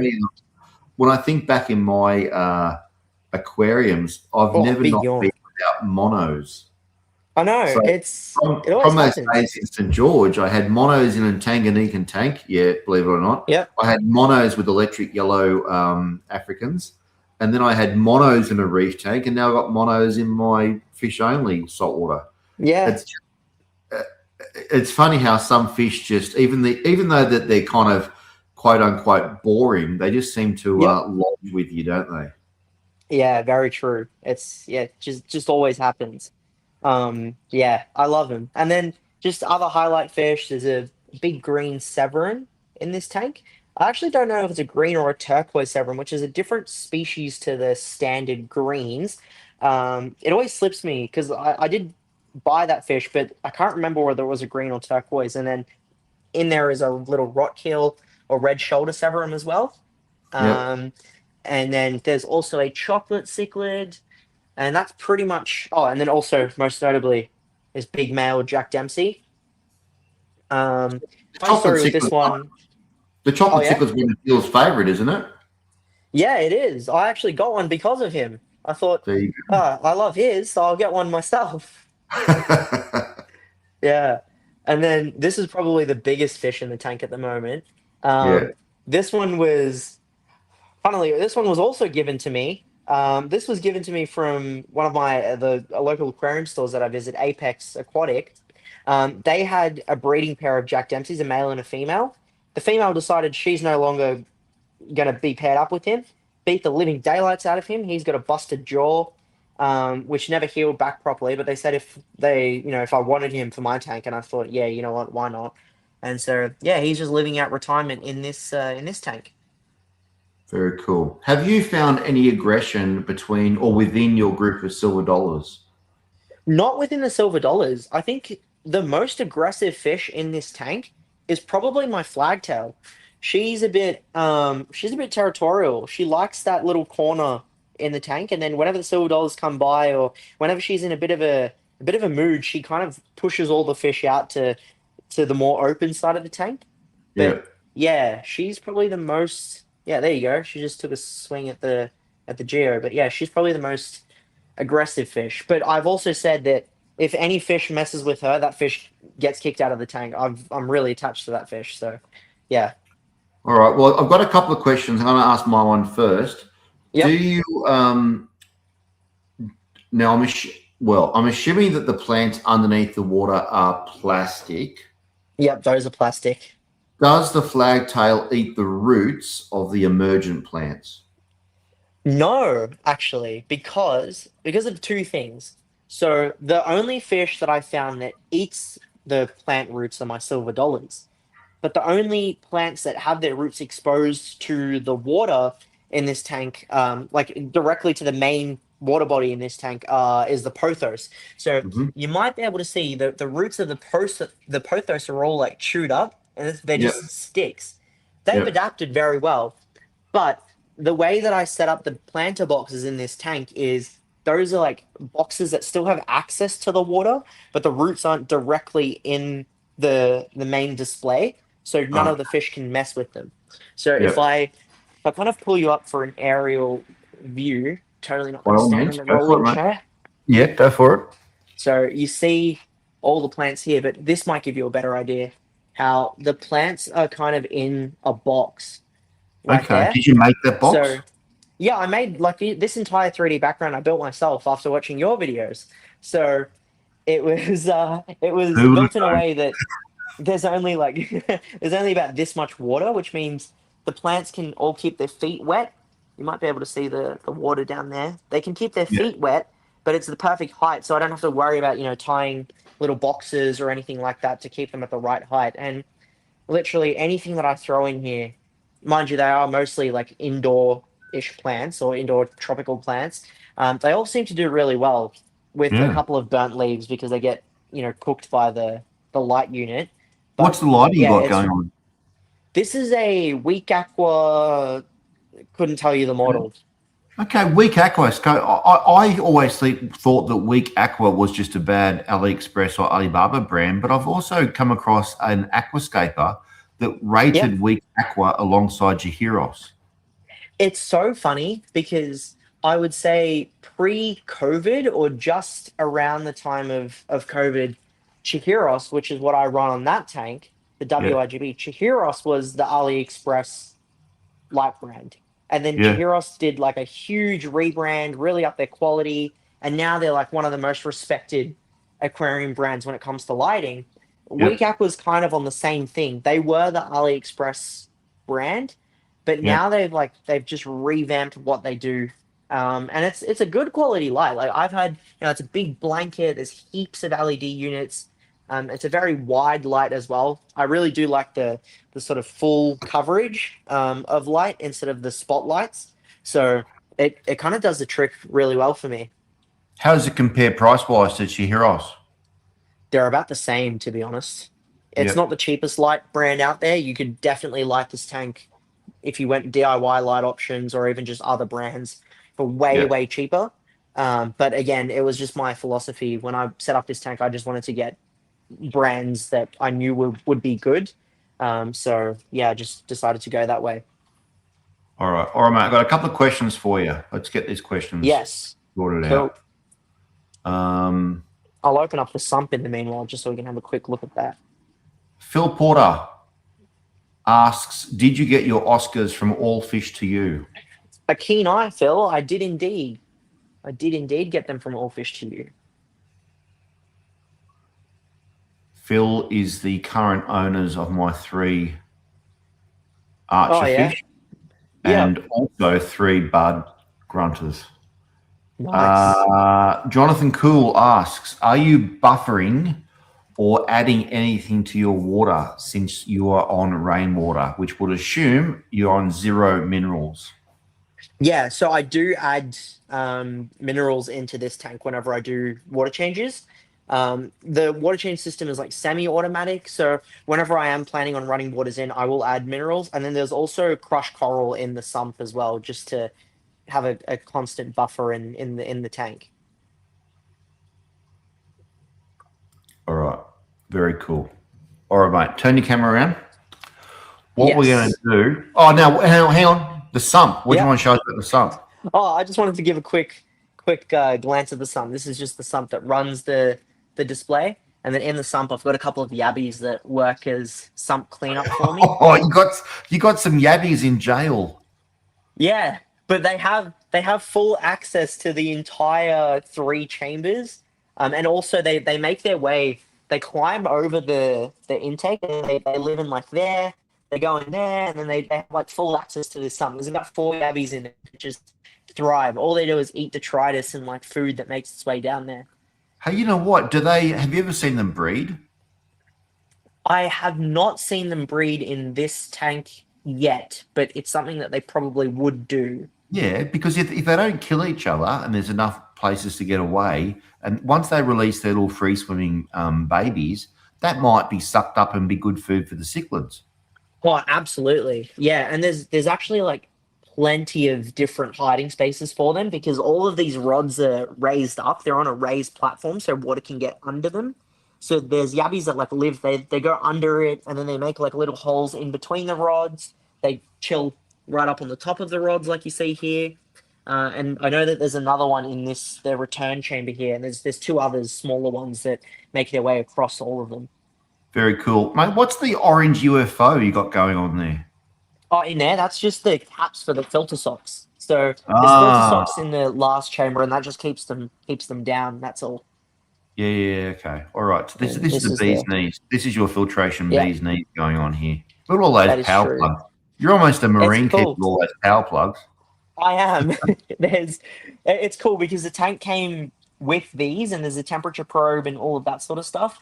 But then all the lighting, heating, all the monitoring equipment, stuff like that is all plugged into there. So yeah, Yeah, it is a marine system, I guess, in a and way.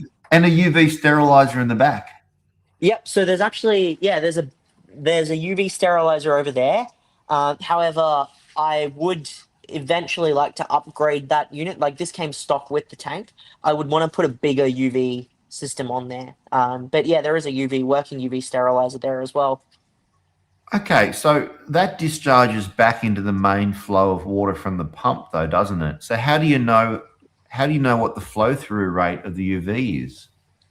It's funnily just the flow through rate of the pump, like whatever the pump's putting out. Or actually, no, sorry, that's not on the pump. That's on the overflow. So the overflow system drains down there, comes across, and then it goes through the main valve, but also the UV. So it's probably not the most effective thing in the world, but it's on there, which is probably better than nothing, is what I would say. Are you running that for green water, like for Yeah, pretty algae much. or It for was just color. parasite? Yeah. Color. It's just for algae really. Yeah, color Yeah, because there's a big window right behind this, and before I got the shades put up, there was heaps of algae that would just grow in here. yeah, yeah, So, yeah, it's for that purpose really. yeah. And of course, for algae with the UV, you can have a higher flow through rate. It won't matter so much. I thought maybe you Yeah, might be doing correct. a white spot or something like that. Nah, Couple of comments. Tanya says there's a lot going under the bonnet there, mate. it is. Um, Yeah, it's my car. Brady says you got a saltwater sump on a freshwater tank. Yep. And Pratty does ask, what's a tank that you've got there? What is that tank? Yeah, so this is a tank that was actually it's my local, like my actual go-to local aquarium store, Aquarium. They have their own line of tanks that they manufacture overseas and then bring into Australia. So it's their brand. They do ship and deliver tanks all over the country. But it's their bio eco line of tanks. I've made a review on one of their tanks before, which is actually the lionfish tank. But then this is like my primary system. So yeah, they do really good quality tanks to your specs as well. Can I ask you a question? Yeah. I've never kept a flagtail before, and I've only ever seen them in those sort of large fish style Yep. displays. They're vegetarians, yeah?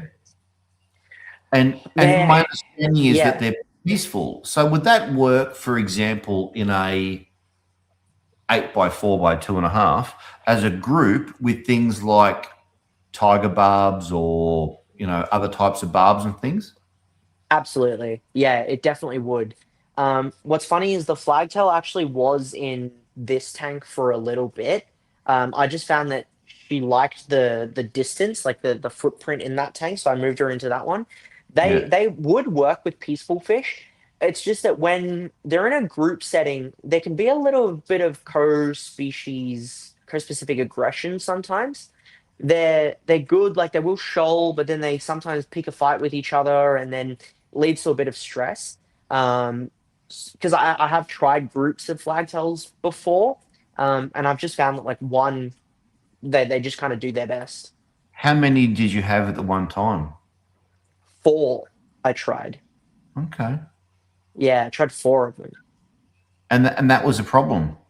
Yeah, actually, no, it was five. Yeah, it was five, including her. So it's either that she just doesn't like other flagtails, but I did a bit of research, and I have seen that whilst they do shoal, there can also be a bit of co-species aggression. But I think that's the case with, honestly, like any schooling fish. There will be co-species aggression with each other to some extent. It's why, like with tetras, they will pick off the weakest link sometimes for survival and stuff like that. So yeah, Well, I mean, and the reason I ask is that, see, I've got 5 sooty grunters living together, yeah, and it's possible. I would say that it definitely is possible. It's just that when I tried it, I didn't have the greatest luck at times. So I just don't know if I would necessarily risk it again, or if I did, it would be in a much larger tank. If I okay, did try it. Yeah, and and 8x4 probably would work. Oh yeah, sorry. yeah, the only reason I ask is I feel like this fish gets left to the, let's call them monster fish keepers, but Yeah, it's got quite a small mouth. It's predominantly omnivorous or vegetarian, and I feel like it could work in a form of a community. I do think that at some point they might learn to predate on smaller fish because they are nimble. Like they've got the torpedo shape, which means that they can chase after something if they wanted to. Yeah. Um, and they are a bit omnivorous in the sense that they will eat, like they, if something's like, if you put like a bit of protein in the tank, they will rasp at it, because I think rather than necessarily being a full vegetarian, they're a rasper. So A bit and like that behavior like just, a mullet. yeah, bingo. Exactly. They're like a South American mullet in a way. Okay, just very cool. One of the options for that chosen 8x4 by 2.5 was a great big group of moss green tiger barbs, and I was thinking about throwing some silver sharks into the mix, but this is an alternative. Nice.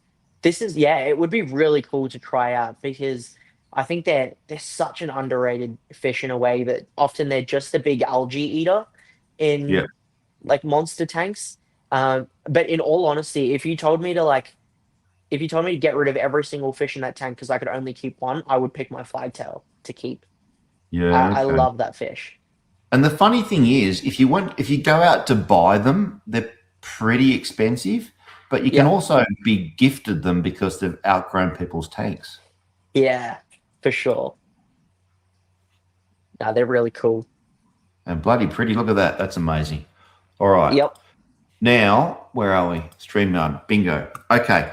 Now, I have to touch on something now. I've got to share the screen again Yep. because I'm hoping that this individual is still in your life because I love it. I'm going to share the screen and we're going to your Facebook page. And I have asked permission already, and I come across this individual. Haha, Jericho. That's my duck. Is your duck still in your life? Please tell me it is. Yeah, oh yeah. Oh yeah, she is. I so it's really funny. I started off with one, now I have three, but Somewhere the there's a thing bloody is, there's a picture of your duck running across your living room. yep, Here it is here. there we go. I love it. What's the backstory? Yeah, so it's really funny. Um, I've only ever had like no-legged pets, so it's only ever been fish, and I've got chickens, or I had chickens. Fox came and dealt with those very quickly, but this little duckling, kind of just appeared into my life. I was coming back home from the aquarium club, funnily, and on my way back home, this thing runs onto the road when I'm probably like, oh, not that far from home. I must have been like 200 meters out from home. And this thing runs across the road. My car drives over it. And I thought, oh no, Oh, toast. I've just killed this duck. Get out the car just to see if it's okay. It was frozen in the center of the road. So then I went, picked it up, and waited on the side of the road for like 10 minutes because I thought it was a wild duck. So, there must have been a parent or something like that around. Um, Nothing happened. No parent came around. So then I brought the duckling home. It then imprinted on me. Thankfully, it's not a wild duck species. So I believe what it is just an Indian runner. So it's a captive duck, and it's a duckling that must have just escaped from someone's really? farm or must have got lost. Yeah, it's just an Indian runner duck. And the way that I know is because I got two more ducklings. As this one grew, I was like, this does not match any of Victoria's native duck species. I So, and was in this assuming it must area, have been like a a wood duck, or Pacific, I a think I know black what duck, yeah, a Pacific black duck. Is it's, that what they're called? but I think so. I think I know the species because I did a little bit of research into wild ducks after this fiasco happened. Um, but Love the it's an Indian runner, which is really good. Which means and it was legally running across I can the keep road. it. Yeah, Hang it on, was so just there. It must have only been a couple of days old. that's what I thought you were going to say it was. No, it's got the exact same body shape and proportions as an Indian runner, which is really good. Very cool. Yeah, so then I So, got two more, of course you and now do. I've got three. Are Yeah, they so living now in I've your got bedroom? three ducks. No, unfortunately, my mum banned them from the house because once they got a little bit too big to rest on my shoulders and bladder control started being a problem, um, they had to go outside. What about those foxes, mate? Funnily, the duck coop, so where I had the chickens was a completely separate was a separate coop. The duck one is an impenetrable fortress. The way I built it, nothing gets in there, nothing gets out. It I is love it. boarded up completely. It's like Well, hang on. Alcatraz, but for ducks. I'm going to go straight to this. I'm dealing with much smaller goldfish. I have to. Bodgie, Yes. Quick Dip is a segment where I have quick questions and quick answers. True or Yep. false? You've allowed your duck to swim in the aquarium. True or True. false? True. Knew it. True or false? You exceeded your daily caffeine limit when you named your duck. True. And the name of your duck is? So the first one is Jericho Missile. It's Jericho Missile Theropod Rubber Ducky Isopod. I just thought I'd put it all in there. Might as Is well. is there, thank you, my love, is there any degree of backstory to that? Or have you got a fascination There with is. Slater? No, there is because when I brought the duck home, everyone in my family and friends all came up with a name for the duck, Of course. and so I thought I'll just name it everything. So Jericho Missile is from. It's such a nerdy reference. It's in Iron Man 1. Tony Stark fires off this missile in this demonstration that he does, and it's a Jericho missile. It's really, really fast. And because his duckling was really, really fast, Jericho Missile. And then Theropod is because I wanted, it's like a dinosaur, it walks on two legs. Theropods walk on two legs. Theropod. And then Rubber Ducky Isopod because Rubber Ducky, and then Isopod, Rubber Ducky Isopod. That's it. That's the philosophy. So ridiculous. Which of your family members came up with the theropod? That's a very intelligent One of thing my to say. cousins, yeah, said theropod. And then another one said rubber ducky, and then I just thought, oh, isopod, because rubber ducky isopods are really cool. What's funny is my other ducks are just called chocolate and vanilla. Naturally. One's brown, one's white. Hey, have you on a side note, have you ever kept any isopods? Yes, I actually do have isopods. They're in the fish room right now. Are they? Yep. Well, hang on. I got one more question for you, and then we can see your isopods. We still haven't got to the bloody lungfish yet. All right, We'll get hang to on. that. It's a good segue. We'll get to that now. Okay. Now, one more quick dip question. So you're studying IT at you've finished IT, informational technology at university. Do you ever think with the rise of AI that maybe becoming an aquarium technician might have been a safer job choice? Potentially, because I mean, an aquarium technician is one of those jobs where it requires a human to do the tech. You Yeah. can get AI to help in automations, but when it comes to maintaining an aquarium, AI can't necessarily do that.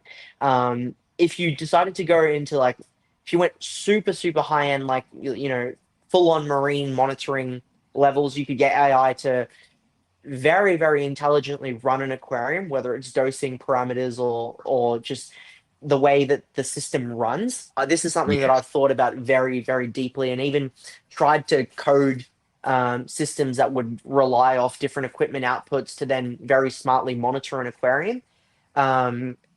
So it's something that can be done with the assistance of AI, but physically running the aquarium, you would need some kind of human intervention. So yeah, potentially. So I just thought of because the whole thing about AI is going to replace jobs. If you're not someone that's caring for people or providing physical labor, then the nurse is safe, but the doctor is not. Put it that way. I just thought so you could have a whole new business that is the IT aquarium technician. So you can go on there. You can be the guy that's known to be decking out with all the latest gear, the top-notch control for aquariums. That can be your specialty. Absolutely. And it's something that would be very kind of proprietary to you, because it's not just putting systems together, because aquarium brands exist that do that. Things like Reef Factory do that, and Red Sea have systems that kind of work in conjunction with each other, but then to actually execute things. So to run a water change when your parameters reach X amount, but then do some dosing, tests, send those results to you, monitor the aquarium, look at how the fish are doing, visibly see if there's any illnesses or infections. All of those things can be done with the assistance of AI. Someone just has to create the software or system to do that. So it's definitely possible. And for people like me, no friggin' idea, mate. And for those out there that are in saltwater and think that's the realm of only saltwater, absolutely not. That's the realm of freshwater. You got to get in touch with Jagdeep Singh. Get in there and do some high-end freshwater aquascape and get you. We've started a whole new business for you, mate. Forget about all whatever you're about doing. This is what it's got to be, right?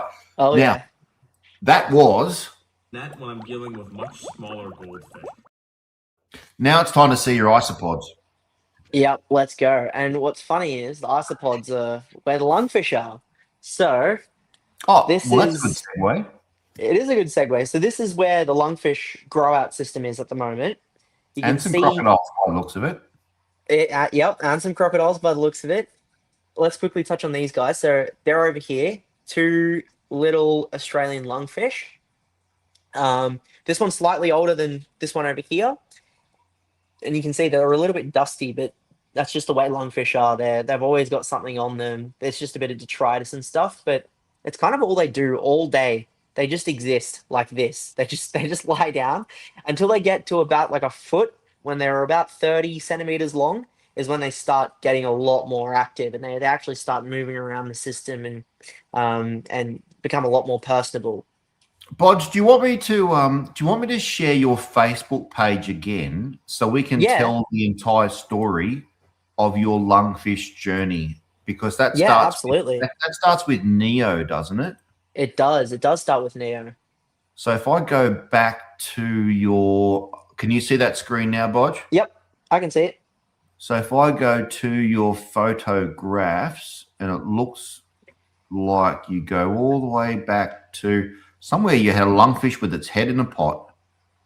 Yep, that is the ever so amazing Neo, my Australian lungfish. Close up. So that's Neo. Yeah, so that's Neo. Neo was a lungfish that I had for about two years, I would say, just potentially, yeah, potentially just over 2 years.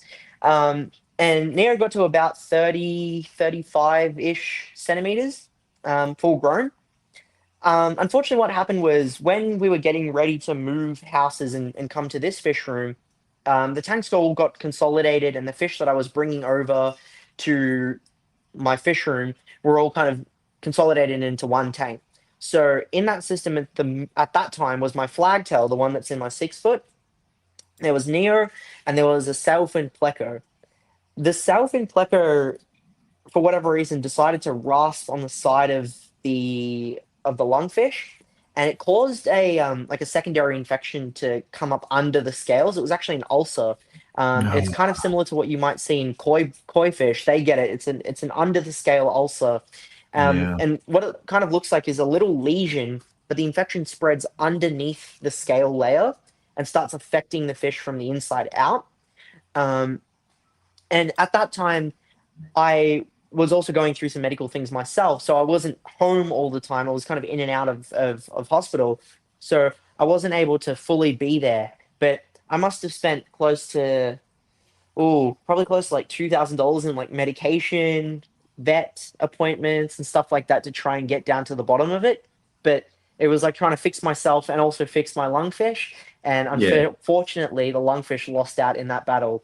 Yeah. But it was my dream fish, still is. So when I turned 21 and things had settled down a little bit, no, 22, sorry, things had settled down a little bit. I got two more lungfish. Okay.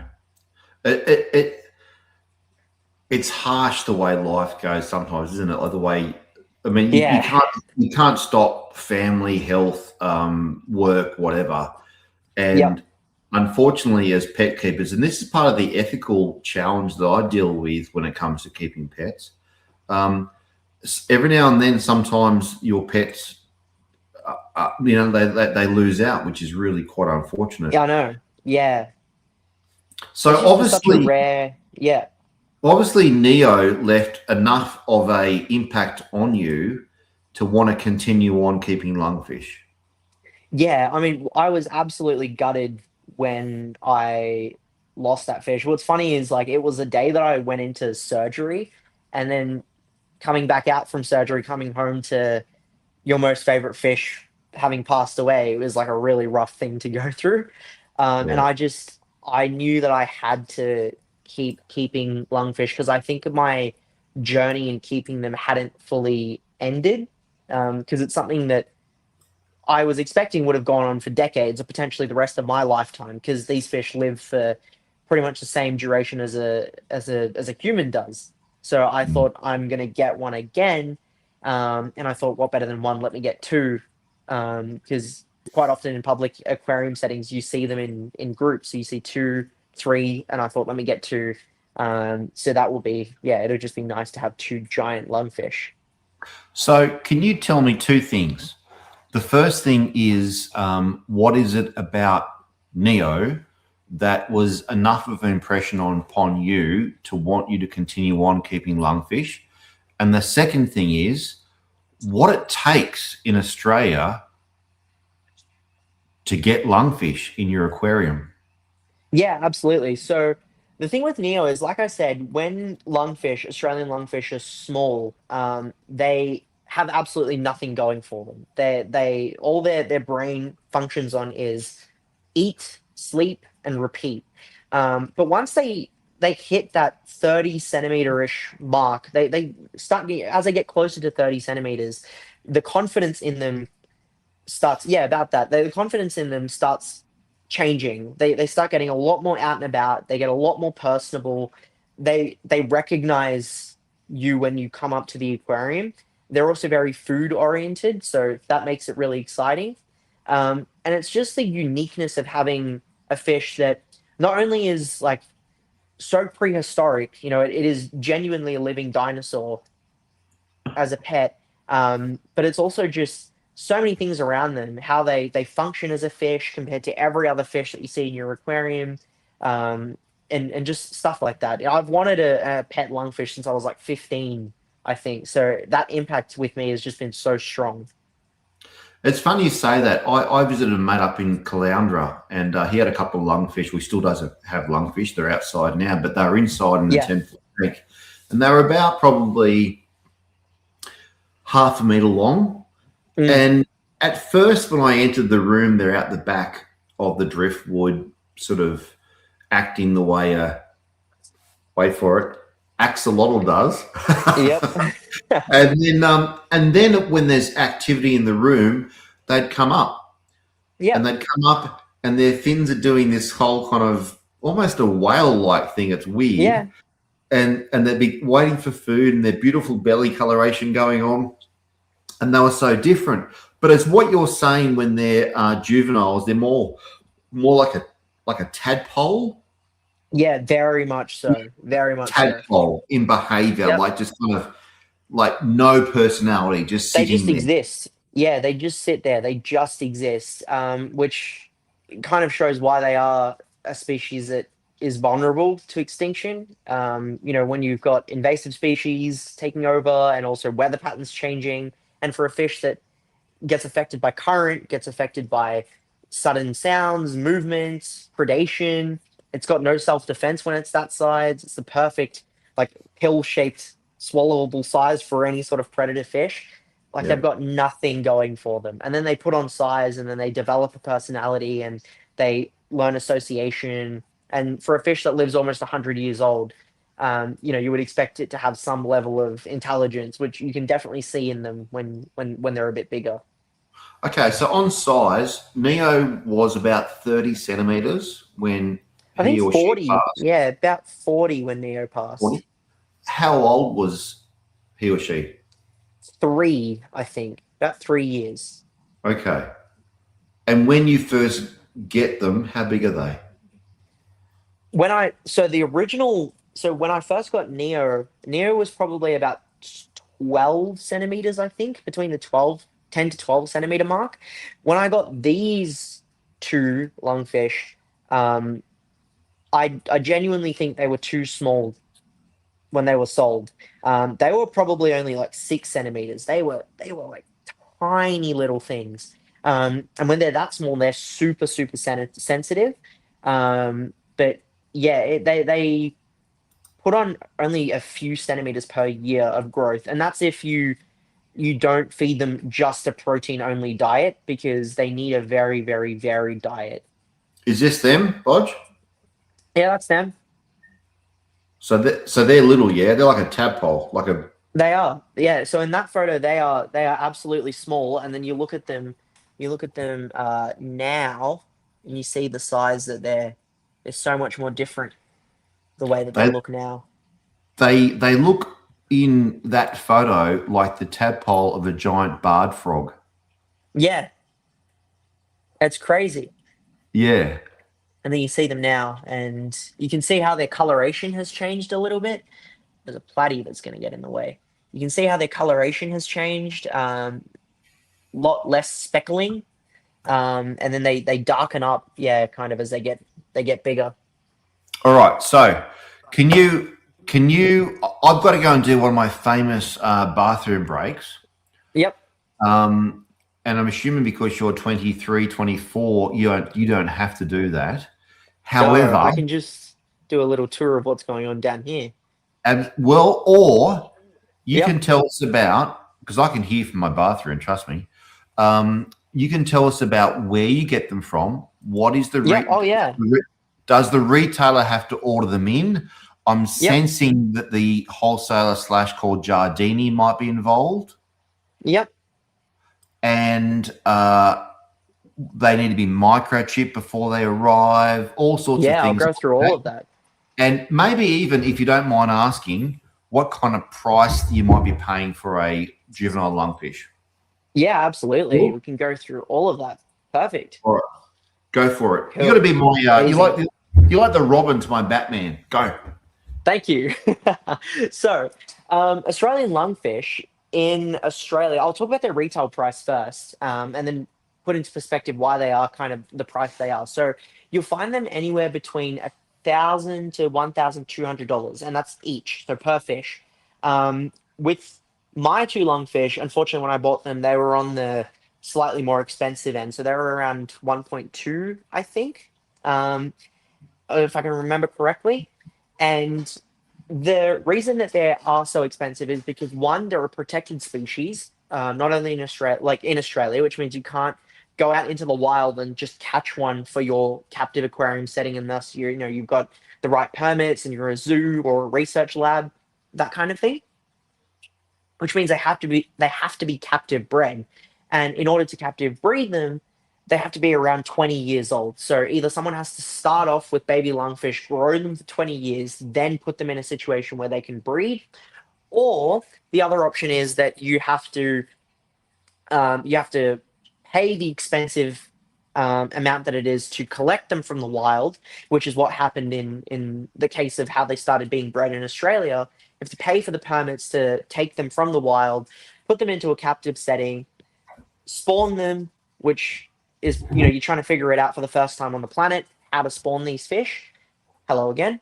And then once they've been spawned, then you can put them out for sale. So it's a very time consuming, resource intensive, and also kind of risky business practice to try and even pull something like this off, which Giardini, a company in Australia, managed to do. They actually set up a dedicated lungfish breeding facility with a bunch of big ponds, collected broodstock from the wild, managed to crack the code of breeding them in captivity, and then release them for sale. And we get very limited batches all over the world. We actually haven't had some in quite a little bit, I believe. So yeah, it's a very small supply, and very small supply, kind of minimalish demand, but they're really, really rare. On top of that, because they are a protected species and you need proof to show that they were bred in captivity, they have to be microchipped. So they use a pit tag, and each lungfish has its registered pit tag. So that way, if fisheries rock up to your door, they can scan the fish, find out the pit tag number, and then they can trace that number back to the farm or facility that it was bred at. So they have to get that tag in them, and then you as a keeper, you're given a certificate of authenticity. So it has a pit tag number on there, and it just shows that it is bred by XYZ farm. I believe that there are potentially one or two other places in Australia that have lungfish breeding in captivity, but yeah, it's just not an easy process. So they are. It's why they're priced the way that they are. And I believe the size they're sold must be large enough so they can be microchipped safely. Yeah. Although in saying that, I think that recently we've been erring on the side of them being potentially too small, because there was a small period of time in which the global demand for lungfish kind of peaked. Americans realized how cool Australian lungfish are compared to South American lungfish. No shade to the South American ones, but they realized how cool they are, and then there was a big market that opened up in Asia for them. So they started to get sold in quite large numbers across the world, and that meant that they were potentially being sold smaller than they should have been. That's just my personal opinion, but yeah. They do need to be big enough to where they are microchipped. Boyd, would you mind turning your phone around so we can see your lungfish again, mate? Yeah, of course. Let me go off to their tank. Here we go. Oops, and while you're doing that, so keep doing that. Yeah, let me just get them. Here we go. Back camera. Here we go. Oh, is that focusing on the lungfish? Yeah. Okay, so now why have you got them separated? They're actually in the same tank together, but it's just that this little 3D printed like box, it's just in there, so they can actually they both interact with each other. It's just the way that they're sleeping right now. Do you find any intra-species of aggression with young lungfish? Yes, young lungfish when they're really, really small. This is what's been told to me by the farms that breed them is that they can actually nibble on each other when they're in close quarters and they're really, really small. So there is a little bit of aggression that happens, but when they're like this big, nothing really happens. Okay. All right. And what is that size right now? That's probably at the I'm gonna say like close to 10 centimeter mark. That's the size Really? that I originally got Neo. They're probably around that, probably eight. I would say 8 to 10 centimeters. This one definitely probably closer to the 10. This one's probably around eight. This is the size that I got Neo at. And they still look like Tadpoles.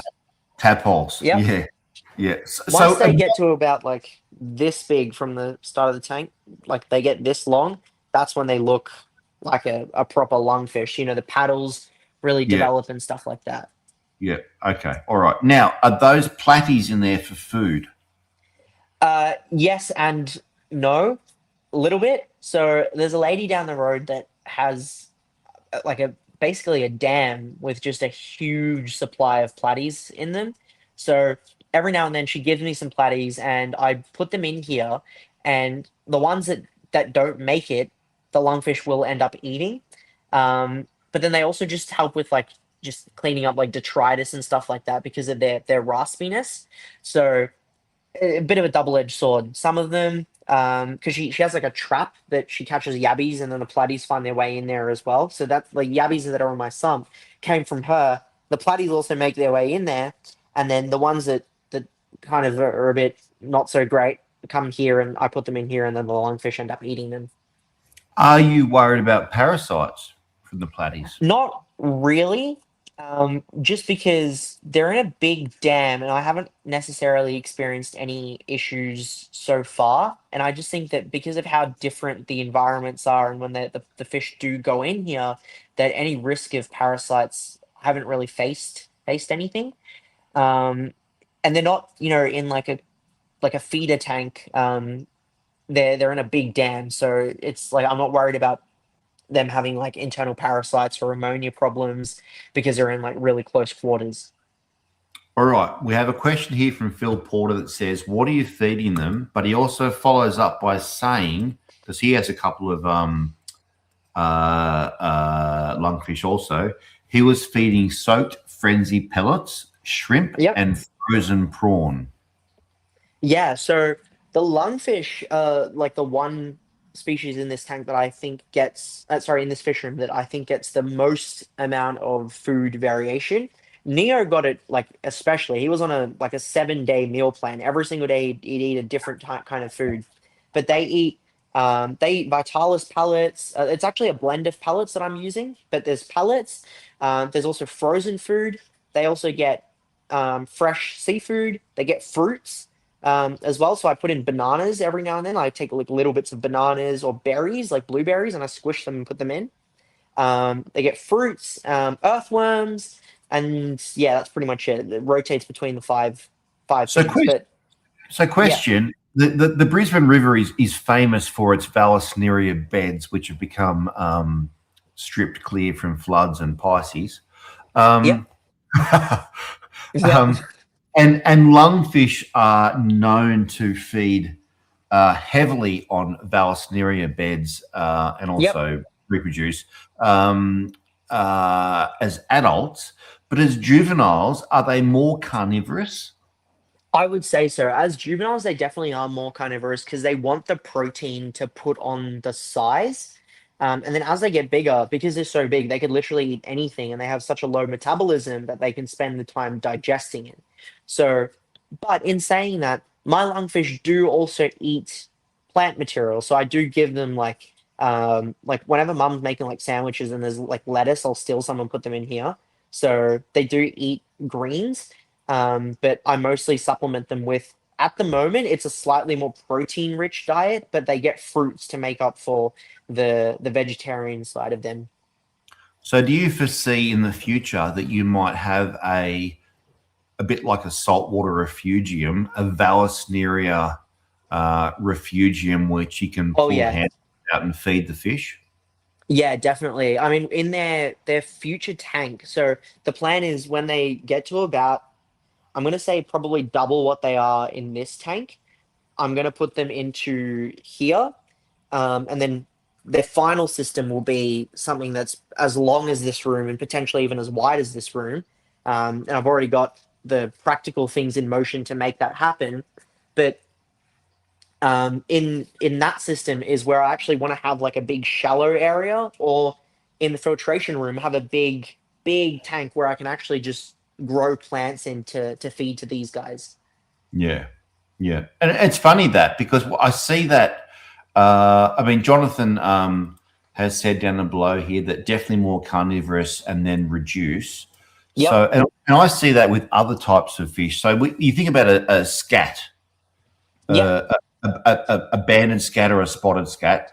They're definitely more omnivorous or Yeah. carnivorous when they're little. Then they grow into becoming more of an algivore and a herbivore as they get bigger. Yeah, absolutely. And these guys are definitely like that. Their carnivorous nature is pretty intense until they reach, I would say, maybe above 15 centimeters. Then they start to really like the plant material as well. So yeah, it's definitely a bit of both. But they'll take what they can get. So Jonathan again. Jonathan. I'd love to know. Maybe we should get Jonathan on as well because he's got a couple of lungfish, an 85 centimeter lungfish and a 45 centimeter. Oh yeah. He enjoys frenzy fish feeds, the frozen prawn, frozen fish, algae wafers, hikari massivore, different fruits and veggies, black soldier fly, and worms. My lordy. Yeah. That's like when I had Neo, he was on, like I was saying, he was on like a basically a meal plan every week. And like with the frozen foods, there was 7 different types of frozen foods that I would use. Then there was also the fresh seafood, so there was like prawns, small fish, and then I'd also have them like shellfish in there as well. And then outside, I was growing in a basically like a big olive barrel. I was growing snails. So I had ram's horns, bladders, and also the apple snails, like the golden mystery snails. And I would be breeding them to then feed to the lungfish because they like snails for in their diet. Okay, very cool. Very cool. Well, and again, sorry, not to Oh on the yeah, veggie. Can you see that? yeah, I see that, Spinach, and it's beetroot, the same broccoli. thing. Yep, Yep. very cool. All right. Now, a couple more comments slash questions for you up here. Okay, no, here we go. A huge part of the protection and the way you can buy them in captivity is because their CITES listing. There is an Bingo.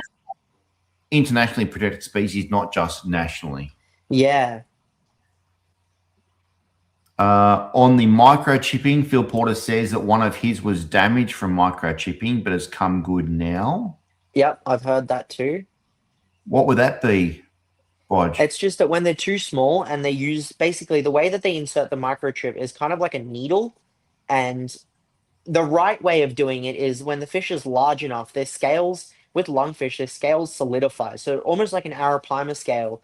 It's like where my palm is like bone, solid bone, and then where my fingers are is kind of a flap of skin that sucks onto the neck scale under it. So that way they're like an impenetrable fortress of scales. When they're too small, that bone hasn't solidified yet. So when you put a hole in them and send a microchip in, that chip is too big and they can't, their body effectively rejects it, because the right way of doing it is when the fish is large enough and there's enough bone material there, you send it directly under the flap of skin. So it sits just under the bone and under the skin layer. So it doesn't go too deep into the fish. When they're really small and they start squirming around and you pierce them with something, it ends up going in a spot that doesn't really sit well with them. And they're a really delicate fish when they're really, really small. So, have you been able to see the impression of the microchip through the skin on the small fish? I have, yeah. For this guy, I definitely could see it for a little while, and I was a little bit worried about it. But he's come good now. But this one, it was kind of right on the midsection of the body. And the way that you would want to do it is basically go from the tail end of the fish and face like have the needle facing towards the face, and then you send the needle in. Whereas for this one, I think it went side on pretty much. They just went straight into him. I don't know why. Maybe they were just trying to pump out as many lungfish as they could. But this one definitely gave me a little bit of a scare until it healed, and I think it must have corrected itself. The way that the flesh healed must have pushed it flat side on, so it didn't cause any problems. So what's the long-term plan with your lungfish, Bodge? Yeah, so long-term plan, they'll be probably in this tank for the remaining part of 2026. And They that's then a would, oh yeah, that's a 5-foot tank, 5 by 1.5. I think it's actually 4. I think it's 4? 4 by 1.5 foot tall. Okay. Yep. So they'll be in here for the better part of 2026. Once they've grown up in here, they get moved into this tank, Yep. and they would be fine in this tank until they reach, I would say, pushing it would be about 60 centimeters, but probably around 40 to 50 centimeters they would be fine in this tank. Do you Then foresee they would get. do Oh, you yeah? foresee any problems with the flagtail sucking on their slime coat? Not the flagtail. So this flagtail was in with Neo. I owned Neo, and the flagtail never had any problems. So the flagtail isn't like it's not a rasper in the sense that it just kind of goes to any stagnant fish and rasps on the side of them. It's more so if something's dead, or if it's on the verge of death and it knows that it can eat them, that it will try and rasp, because they don't have like teeth to actually make an impact on the way that they rasp. It's just perseverance. So I think the flagtail should be okay. But again, my motto is, if anything messes with the lungfish, it comes out of the tank. So I won't even take like a second chance with it. It comes straight out. So that's when the lungfish go into this tank, is when this might go through a bit of a change in terms of stocking, and I might move some fish over to a different system. But they would go into here, and then from here they would go into probably another larger aquarium before they go into their final tank, Which is which would be at minimum it would be a 10 by 6. I'm aiming for a 12 by 6, or 12 by 8 actually is what I would want, and it would be a big fiberglass pond with just a single viewing panel, and it would be in my living room. beautiful. And I'd recommend, despite what people think, not going 4 foot, only going 3 foot high. Oh yeah, 3 foot high. Because it's a pain in the ass trying to maintain something deeper than that. Yep. I think like I've actually, what's funny is, sorry, whoopsies, let me just flip the camera around.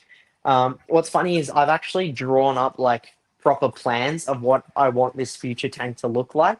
Love it. Do you have them? Its own. I don't unfortunately. They're not on me right now, but I do have drawings of them. They're not. I just have to. Oh yeah, sorry. Spoken like the what's the movie Office Christmas Party? Yeah, I've got them. They're not on my person right now. No, there's some. I think they're either in my bedroom or they're somewhere. But I've got a book with just like things that I write down about my aquarium, stuff that I want to change or plans that I have. It's kind of like that book has all the design processes that went into this tank and how I changed the sump, because basically the glass box was factory. The sump was like I kind of custom made little tweaks and changes for that as I wanted. Yeah, very cool, mate. I've got a question here for you. Where is it? There. Can you see that? Oh yeah, why do they need to be microchipped? So the reason that they have to be microchipped is that because they are a protected species, they need proof to show where they're from. So that's the reason that they have to be microchipped, so you can trace them back to somewhere. But that's based upon their CITES listing, isn't it? Correct. Yeah, correct. It's the same way in which Asian arowana need to be microchipped as well. Which leads me, mate, it's the Batman and the Robin. I don't know if I'm the Batman, you're Batman and Robin, but it leads me exactly into where I wanted to go. So CITES listing is an international protection order. Yeah. Why is it that we can still trade with Queensland Lungfish, and yet in Australia we can't trade in Asian arowana? Don't even get me started on this. I'm starting it. Go. Okay, so with Queensland with Asian arowana, the issue that they can't be traded in Australia is because of the Australian government. Fisheries decided that Asian arowana would be a noxious species, not only in specific states but all across the country. Well, noxious in the sense that they can't be imported. There's been some changes that have been happening in the industry around that, which I'll touch on.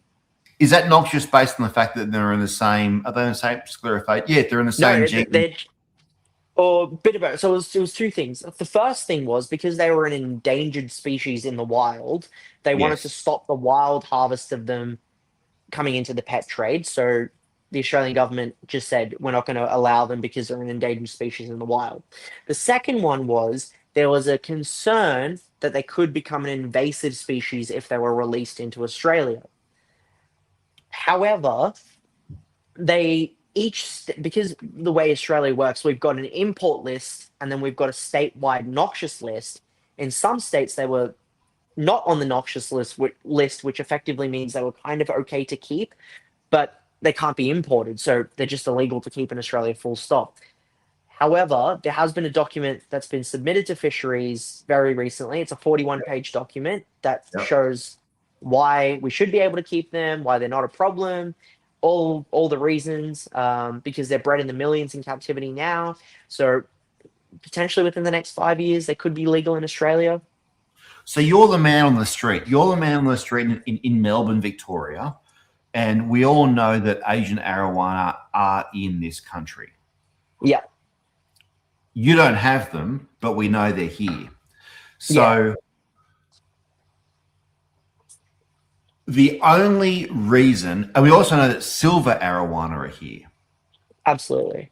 But silver arowana are not on the CITES protected list.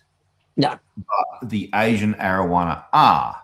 One would assume that the silver arowana will be just as likely to become a pest as an Asia arowana.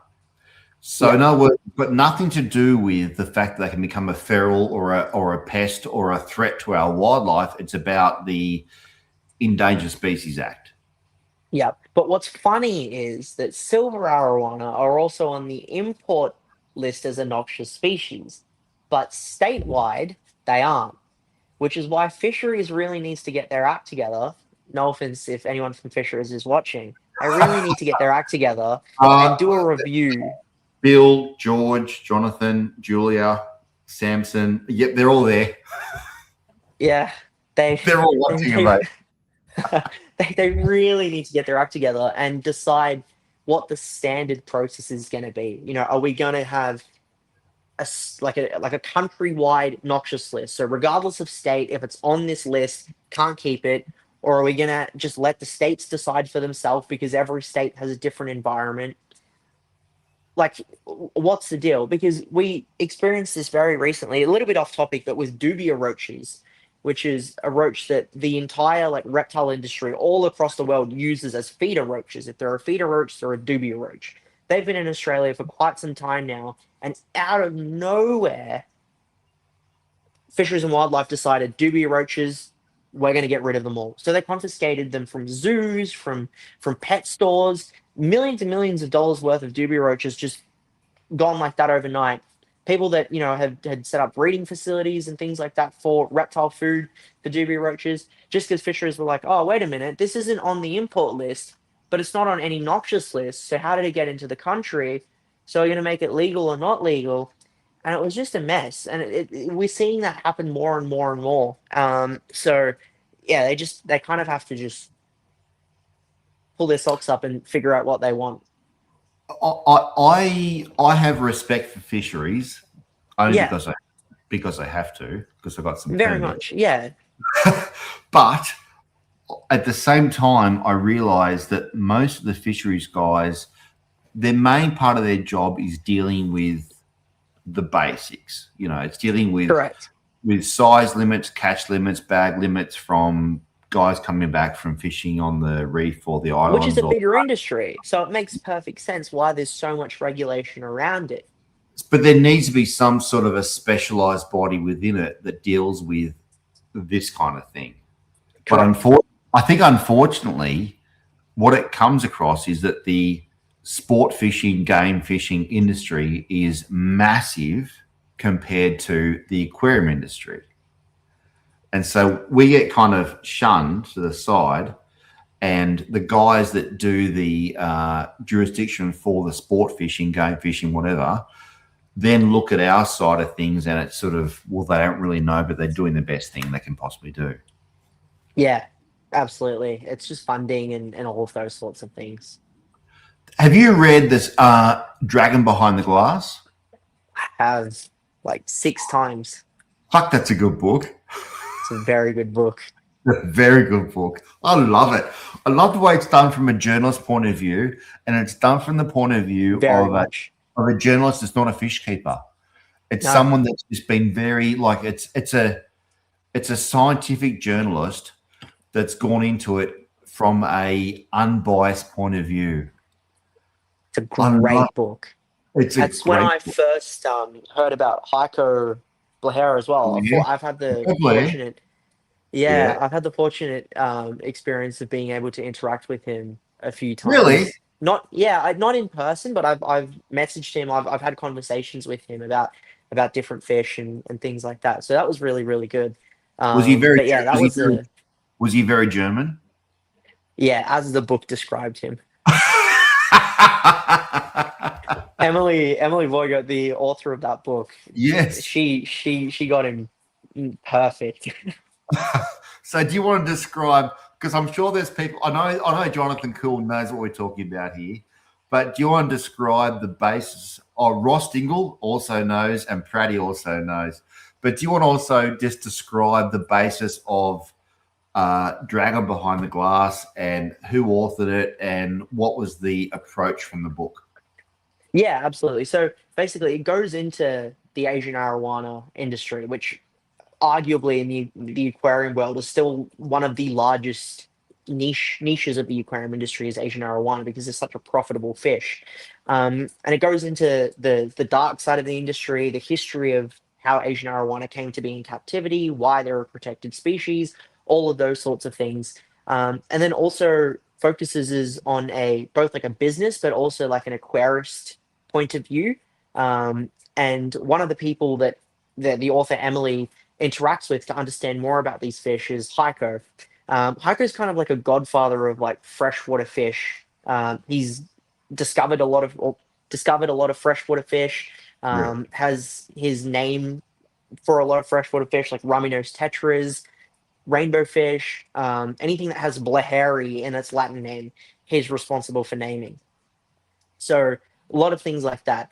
Heiko has a personal aversion to Asian arowana because his family lineage comes from collecting wild discus, and when Asian arowana started to outshine discus, he got a bit upset by that. So it was very funny having him in the book, because all of his inclusions in the book is just trashing Asian arowana and how terrible they are and how like terrible the industry is, and like the wild fish industry in South America isn't all that much better. So yeah, it was really interesting. Very, very cool to see his perspective. Someone who has a clear bias for fish. But it was also really humorous in a way to see the obstacles that Emily had to overcome to pin Heiko down to an expedition. Yeah, exactly. For fear of being left abandoned in some remote location. And not only did Emily try and find the Asian arowana, the red arowana in the wild, she also ventured into into Myanmar or Burma. Mm-hmm. Is the adjacent to Thailand, to find the Inscriptus, which was the Inscriptus. the jade arowana, I believe. Is that what it's called, Jade? And Yeah. then, and that wasn't even thought to be a separate species to the Asian, but Yeah. now it's been identified as. And then even go with Heiko into the South American to find the silver arowana. And It they was found the black there as well. They saw it in the wild, I believe. The Ferrari, it was also in the book. Yeah, it's a great book. It really I is. love it. I love it. Yeah, I love, and also touches all upon the history of taxonomy, where you've got the scientists of old that are naming the fish, and the kind of argy-bargy that goes with huge, who's responsible for this huge. name versus that name Yeah, versus that. I love it. It's it's really good for aquarium nerds. I can't help but Really feel good. I can't help but feel like the days now where there's taxonomy based on DNA. Yeah, It just seems very sterile. it like there's does. no kind of I don't know, personality to the process. And the requirement of like political correctness when it comes to Yeah. Oh, naming fish as well. Like Geophagus, the classic Tapajos got renamed because of potential racial connotations of being a redhead fish. So because they come from South America, and like the system, or like the area that they're from, calling them a redhead was kind of after the red-skinned Native Americans. So really? yeah, so that's why they got renamed. What's funny is what they renamed them to. So they were Tapajos, which is redhead Geophagus, inspired Yeah. off the red-skinned Native Americans. They renamed them to Geophagus pyrocephalus, which translates to fire penis. So they didn't really do a good job. Oh, It's a bit of trivia. It's one of my I have favorite. Yeah, it's one of my favorite fun facts. That one because it's so no. ridiculous. That's a favorite geophagus of mine. Um, Yeah, hang on a minute. Oh, probably that too. yeah. All right. Now, I think we may have had you for over what I thought might be your allocated time frame. That's okay. We had a really good conversation, so So let's float for on. everybody out there, I did ask Tarun how long he would be willing to stay with us tonight, knowing that we do go for a good part of 3 or 4 hours. So we've had a good run. For anybody out there who has more questions regarding his experiences with Queensland lungfish, with silver dollars, koi angelfish, an Antenata lionfish not being desecrated by a triggerfish, put those questions in the comments now, because we're going to go to our final segment. White milk white.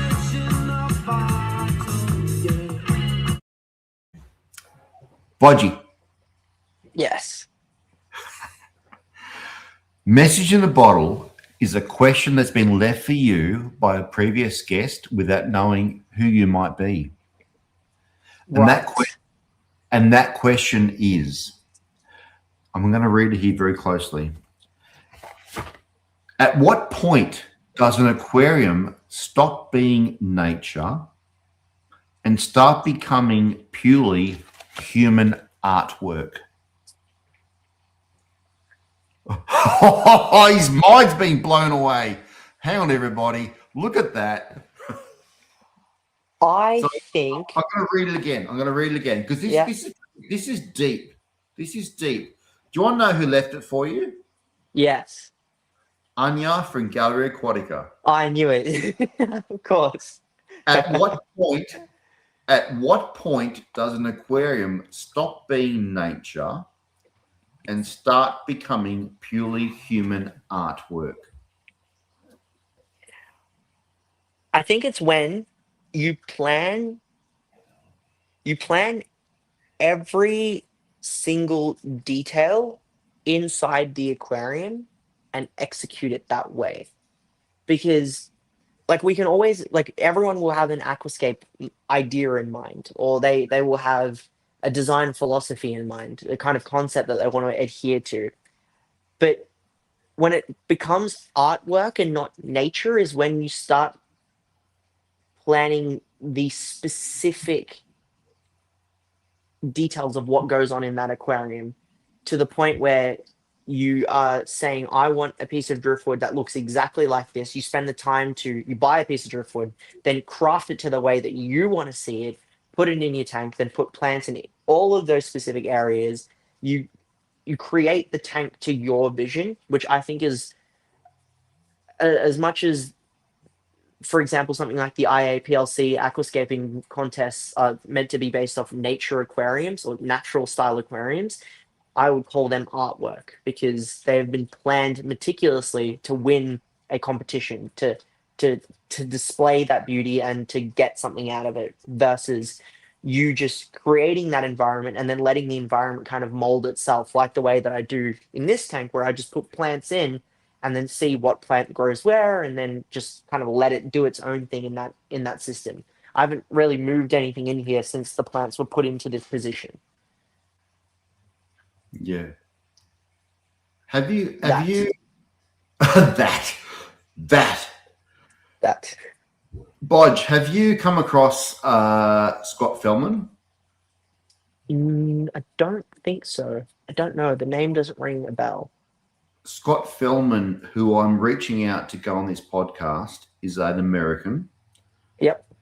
Who was a co-owner of Unique Corals. Yep.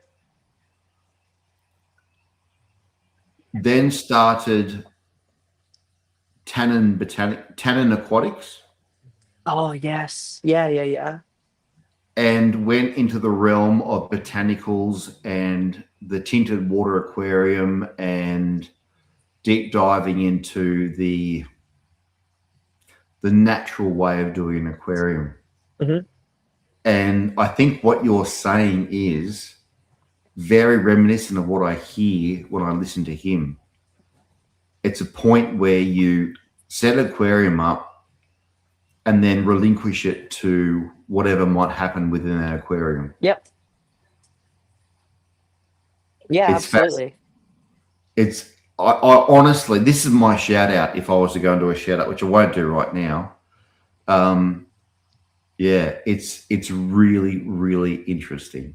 Really interesting.